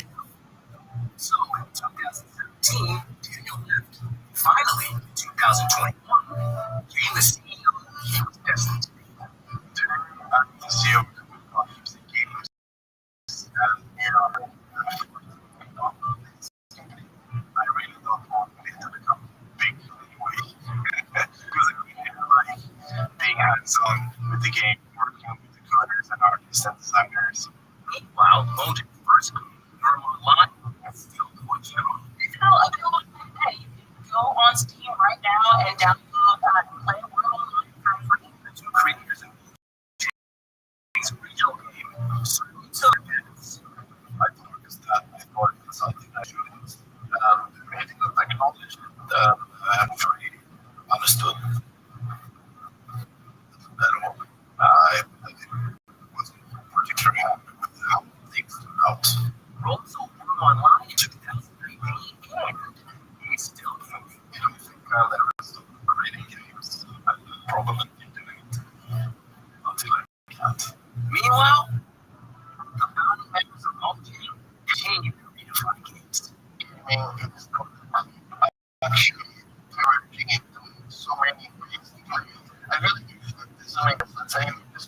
single game.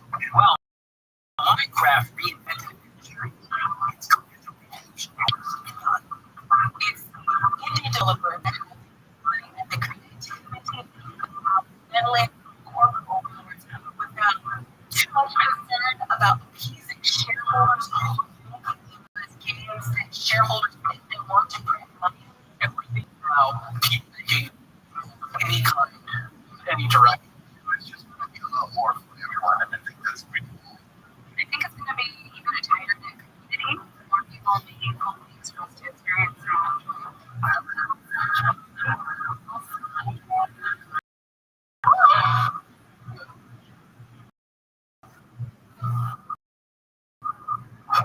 This story of games, how you play the game, how you're going to do it. So simple. As we've seen, it's a $300 billion industry. It's a beautiful video.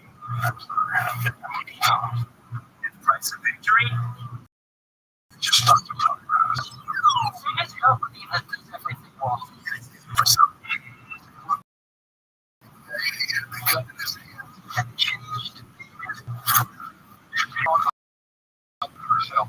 Somebody else was dead right. One short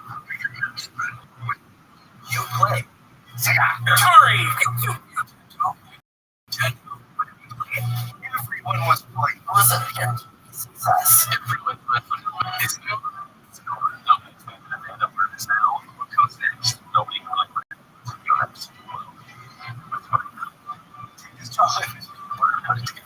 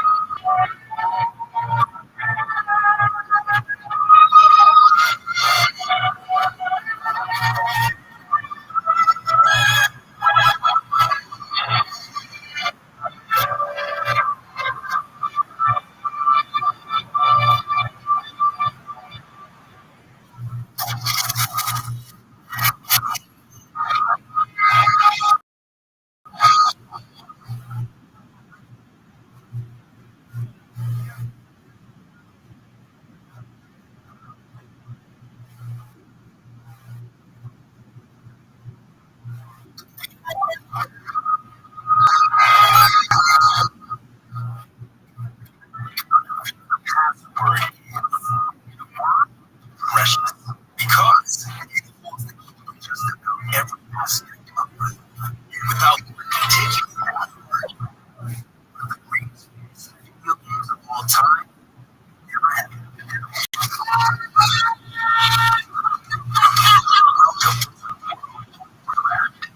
Some people played that. Everyone wants to play.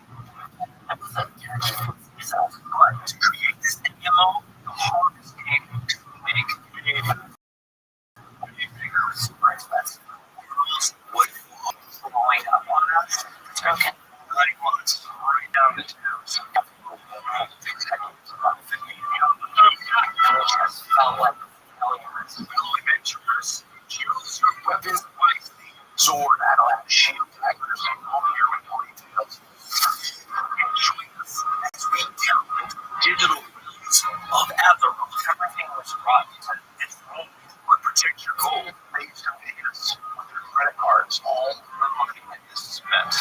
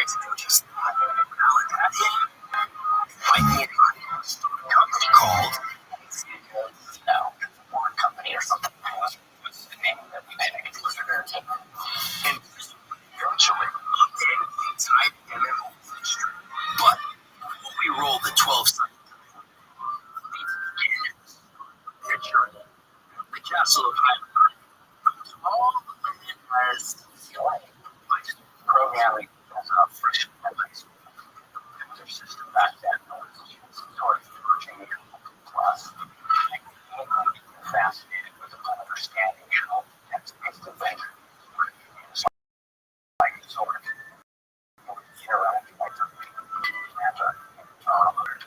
so I started to come as a freshman in school games and growing up we had about professional arcade and a lot of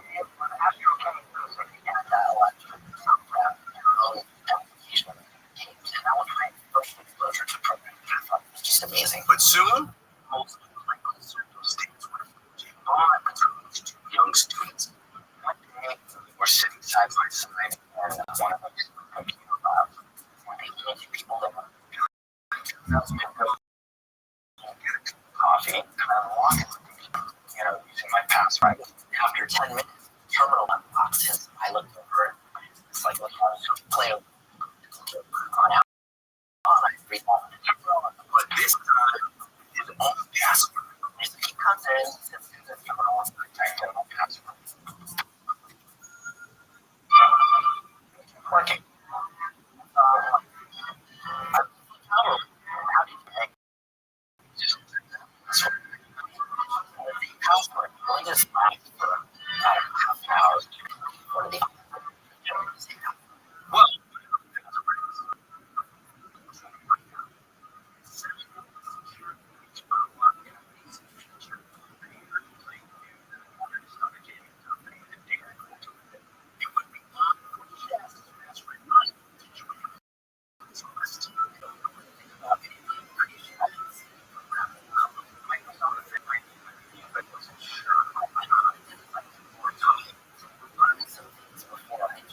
Alan's response was, "It's not rocket."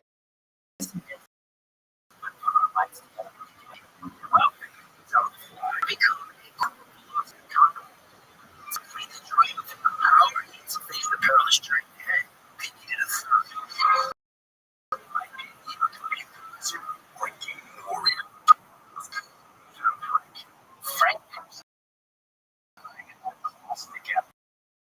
was an AI class.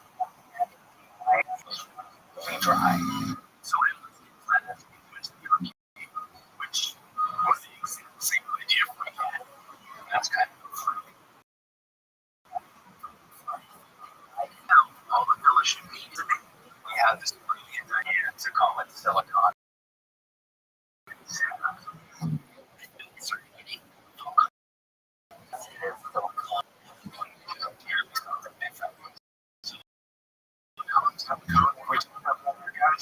Well,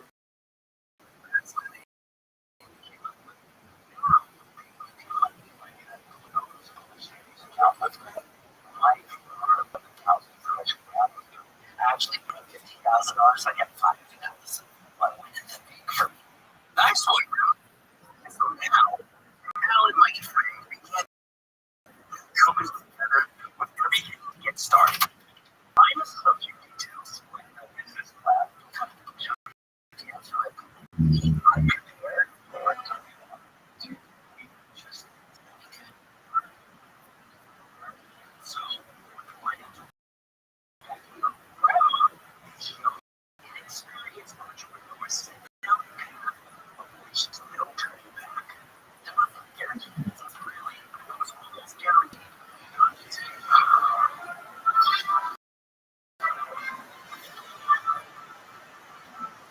In 1991, my 400 years, I job to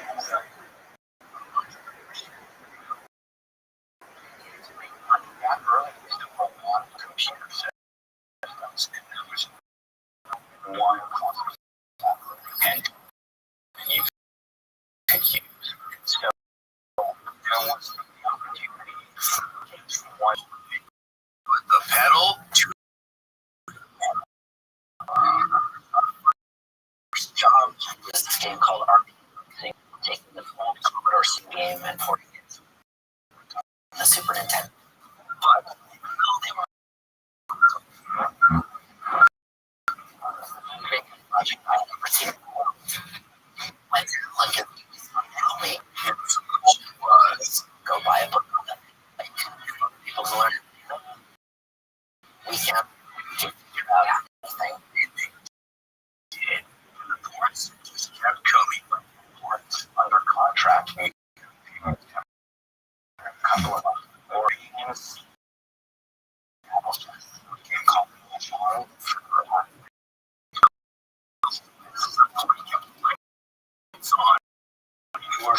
to do the Lost Vikings.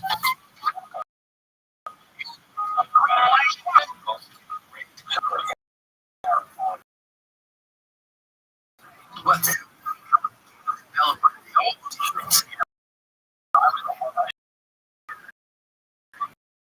okay.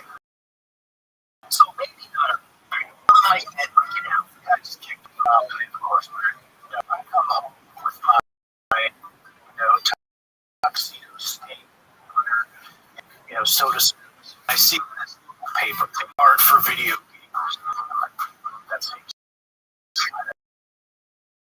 sketchy, right? It's like, I don't know, like if I should be like class, I got the job. Jobs were being handed out all over the place. Well, we have for us. I want to do for the producer. You're hired. Okay? I can do like an hour long, basically tell me, can you take care of this thing? And I would say, I have no idea. I don't even think you'll figure it. Look, honestly, the roster expanded faster than their profit margin. We're very tight on cash. These our employees, they want to make sure never miss payroll. Make sure you know about how they use the pay us with their credit cards. That really wasn't something that we forecasted. We had to look around for ways to borrow money. And it turns out cash advance on your Discover credit card. Not just changes on headlines, but also change of another kind. We knew we had to choose the name because we knew we could do one of those things. No one knew what they meant. No one knew how to spell it.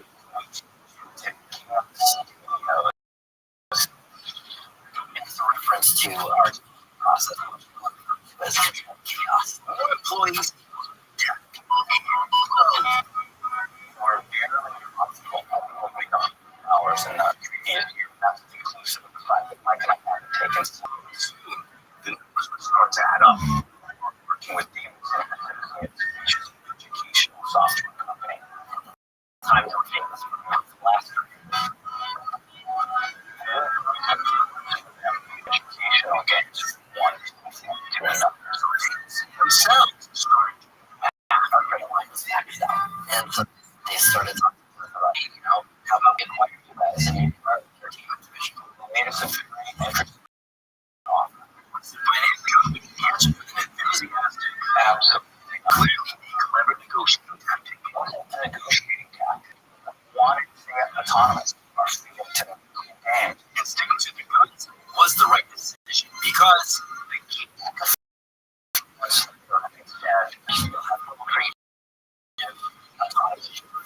control and Rusty double me up to the tune of $6.75 million. We could offer us money for a company of 90 kids that were paying. So money was finally behind them. Now it was other people's chaos. They had to worry about it by this company. Because all chaos technologies is let you continue using it, and it will cost you $100,000. And the chaos continued. We got a cease and desist from Sony Music, which have chaos music. We decided not to pay for it. Each time again, in English dictionary, and I pulled out maybe 30 or 40. One of them was like night studios, but people thought that that's a word or something. I think there was like didn't think the shareholders of this educational company would like subsidiary being an owner. What's our name now? To fight around was that's the route we should go. It was so fun. Yeah, thank you. More developments continue to keep the cash flow coming in. But developing games for others to publish is one thing. And publish under your own name now that they have one is another. That's what a little operation with the Blizzard from the spice-rich deserts. So Doom 2 actually. This was like one of the first games that everyone in the office was playing. We absolutely loved. You build up bases, you build up armies, you attack odds. Like a sandworm, an idea creeping in. We've been playing this game. Shit, we're talking about getting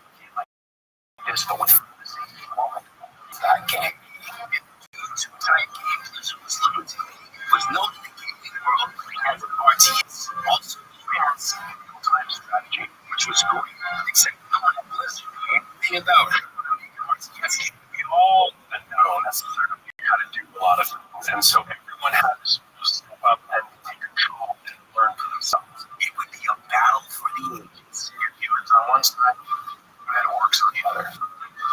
Basically, our love of all things fantasy, from movies, comic books, Dungeons and Dragons, for sure. And we basically wanted to do a fantasy world. But what would it be called? We were in a meeting talking about various names. I just shouted out about Warcraft. About it, indeed. The name Warcraft actually came from that old Dungeons and Dragons character. He had the sword, the battle axe, the beast, the spear attack, the shield crossbow, all here to the tail. Yeah. Warcraft, orcs and humans would not just be their first RTS. Was really Blizzard published. With the guild ready to ship, Blizzard needed to prove that it's worth their investment. Have confidence that Know what they were doing.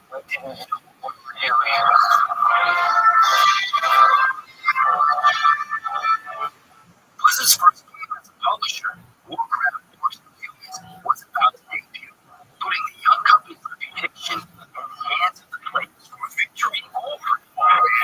RTS Warcraft is very popular. To be a little more specific, Super popular. Warcraft sold more than 100,000 copies the first year alone. But the West wasn't just a big deal for Blizzard. It was a big security game as a whole. One of the first strategy games we could play. And just fun. But in the Warcraft days, it was just a mess. You had all these little tiny different areas. You zoom way down, and it just looks like this quarter of 10 pixels doing something that you can't even really. It just looked really annoying. Is the perfect word for it, in my opinion. Small, so realistic animation didn't fail. Realistic proportions didn't fail. Realistic colors didn't fail. But join it or not, gamers were clamoring for a sequel anyway, which led to Warcraft 2 Tides of Darkness. which expanded the Warcraft world population considerably with dwarf elves, ogres, enter the fray. But to be successful, the sequel would need to be supersized. We started cooking it up, or undarkifying it, if you will. Everyone's at least 6 feet tall. All of his characters had like these massive shoulder pads and big boots and big gloves. They were always oversized and kind of super tall. We wouldn't ask people to just accentuate everything. Warcraft 2 debuted, even the sales were Warcraft 2 was a smash hit. That was probably one of the biggest titles. In its first year, it would sell 10 times more copies than Warcraft. For Warcraft 2, we finally established the Blizzard art style. Bold, characters, heroic, which led to expansion packs and add-ons that showed Blizzard was really catching on and finally finding their stride. It really did build a fan base, a player base that was passionate about what the story was going to do. and that story arc did evolve and continue to grow. It's a huge portion of why a lot of the player base is passionate about it. It's a follow this huge their next game, Blizzard sidestep into other epic realms. Diablo, it's very biblical in tone. All things. Was also another generation for the Japanese RTS game to an action RPG or a role-playing game. A genre has story.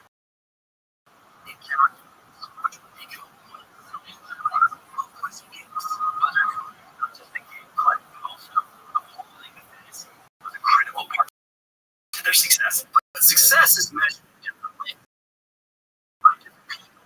And now I'm receiving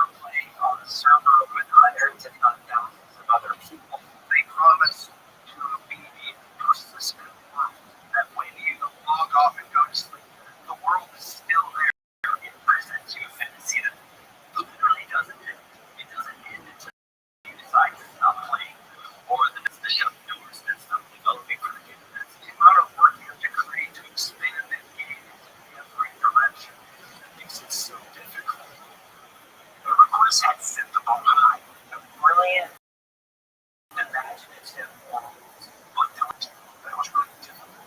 I requested grace, punishing them. They punished the players for failing. Complex, kinky, but it was everyone itself that had failed. Reason enough to be to escape have some fun. And of course, you do want challenge, but it's home. So, there was feelings in mind. Kim said, we should do this. We didn't know fun. Are you kidding? He said, no, we're not. The usual reasons probably. Getting up and then talking to me when you last is way bigger. It was super expensive and super hard. But then you wanted to go to the game. A lot of internal stuff. Bridges. To which Alan replied, you'll figure it out.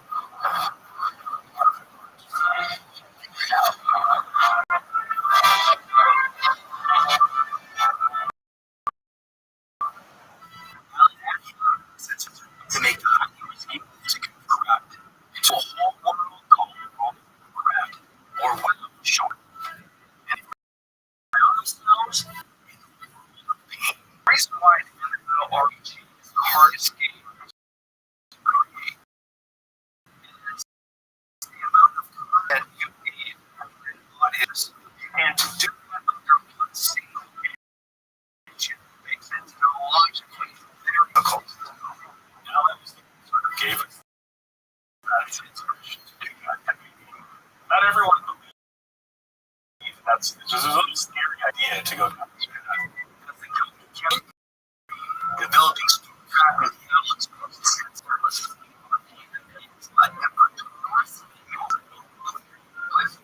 get 3 the worst games the company makes is their first 3D game. That's where you make all your big mistakes, all your assumptions, just assume it was not something that everyone thought you could do. But that's how it's not them. Make it. We're going to need 3D. We're going to a lot of help from this guy. It was John's first designer for World of Warcraft. Again, not the one. We have an emergency here. Okay. Yes. So the difference between 2D and 3D, you just want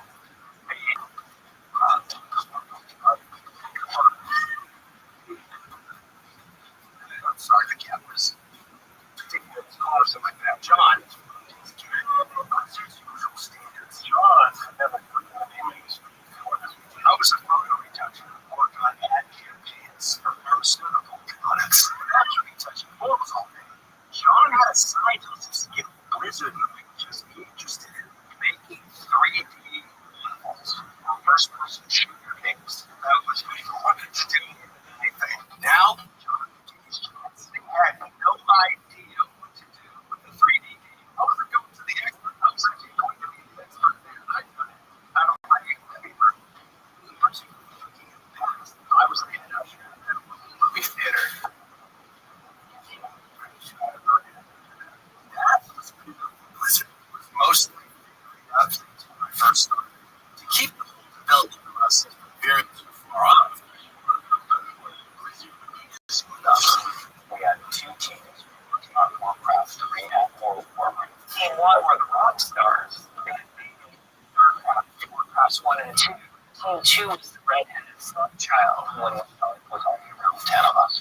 That included Shane, John Stats, and Jeffrey Cameron. Right? Never done any sort of game development job. Perfect. You're hired. Everyone treated us like we didn't know what we were doing. And we, in fact, didn't know what we were doing. We were trying to figure out how to build these things called dungeons. Dungeon is mostly a place where people bring a series of challenges and get the prize at the end. By far the hardest part was the point of pain. I was working till midnight, 2 o'clock every day. But what it takes to pretty levels in the game was absolutely together. Work together. It is the lowest common denominator that the team would agree to this. I still don't like pizza. They couldn't do so long. The team were hungry for leadership, so I gave up a very big slice. I asked Mike if he would like to take over as president of the concern. I told him the chief development officer more time to focus on being, and I spent the majority of my time helping run the team, design the team, and that drive, inspiration, going to the movement, coming with me. He's a few years older than I am. Reverence, not just respect, but reverence. So I sort of got us all energized about crazy ideas. Break the traditional gaming business model. You take that up into your console and play for many years. Make it also how the people can get together. So please subscribe right here. Business model, common now. In the late 90s, very few games problem with the subscription. 159 for EverQuest, there's some of the early subscription models and subscription model developers creating content for that game beyond the original release that you were going to have a competitive role. It would be the same thing. Financing really didn't know how to model it, and so they basically modeled like any other sales in the city sky up, and basically after 3 years from this, and the numbers didn't look very good. People would ask them, why are you making this huge risk of the subscription business model is going to work for all those precious business except the difference for this game was going to be which they would need a little bit of a few other elements, but none of them had been maybe 250,000 users. But now we need more than that. Millions of people. More than quadruple the request. Once an executive being sent, we can get to 1 million users and having full executive. But me to say that's just a completely outrageous thing. I remember talking to a seller at a convention at E3. I said, I think it's going to be around for 20 years. And he looked at me for a long time to see if I was playing the joke. This is before WoW even shipped. John's confidence in the game was lacking with his previous experience making 3D level first-person shooting games. We realized that the technology that has worked for every first-person shooter game out there wasn't going to work for building dungeons. The tech we were using wasn't fast enough. We were going to abandon the technology, and I knew it's completely down the tubes. It's the chaos of the smell. Are we even going to be able to do this thing? There's a very real possibility this game might not get made.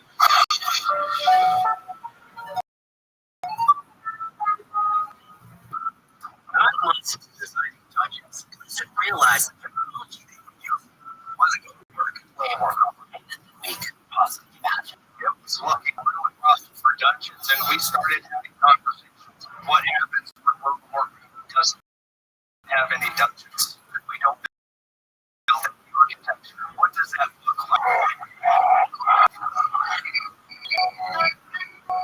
We have a job. John had to switch from 3D how to use to 1D. And scrapping everything that I worked on, like 4 hours on it, used for levels that we great thing about doing.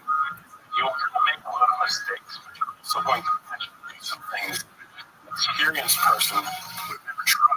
Without thinking of testing, we realized, oh, this is way easier. In other words, we figured it out. It's just a matter of finishing the job. A lot of the rest of the WoW team looked at the design team as too inexperienced. We hadn't really worked in it, and we were making bad design decisions. It was a little bit hurtful. It wasn't a collaborative environment.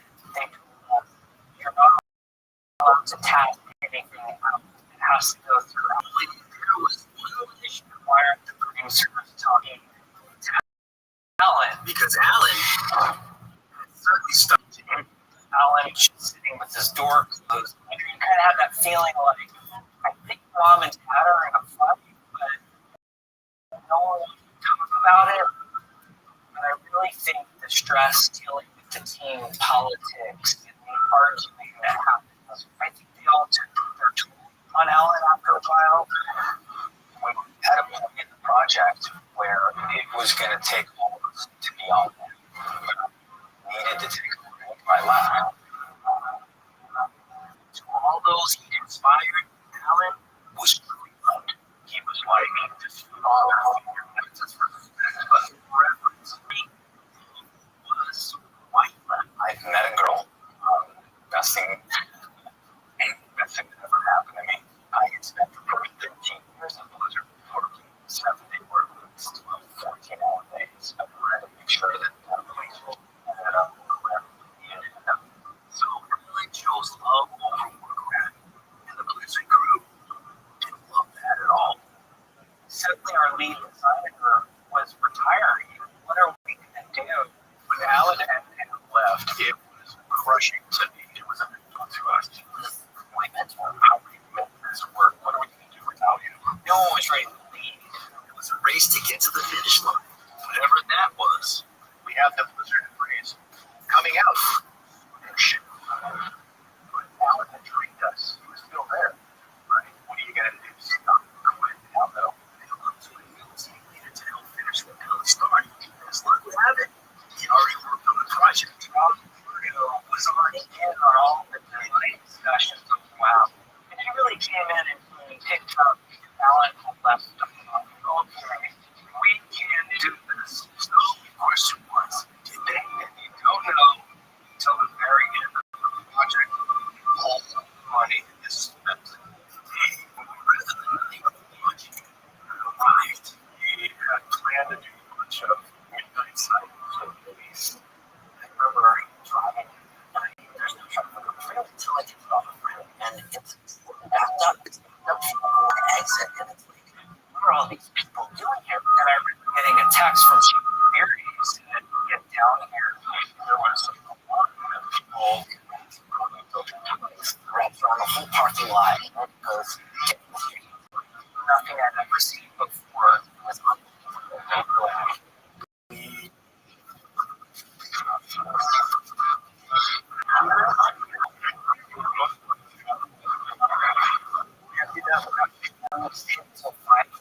Eventually, the people from we're out of saw our sales literally skyrocket beyond our expectation. $4 million in the first 10. Or like, I want you to more cups encapsulated perfect for the progression, fidelity, art, as well as the accessibility and that's a specific point in time that I think made World of Warcraft in particular such a big deal. Warcraft had very low systems. Your father's machine can handle this game. No other studio built that way. This game to look at, they were finally able to play it, and not just play it, they were able to live in that world. But the price tag dangling above them, the ghost of years past reminded them of some people from ongoing costs. So, did they get there? And we went through our million subscriber number in the first 2 months, and those online hordes got accounted for 10% of all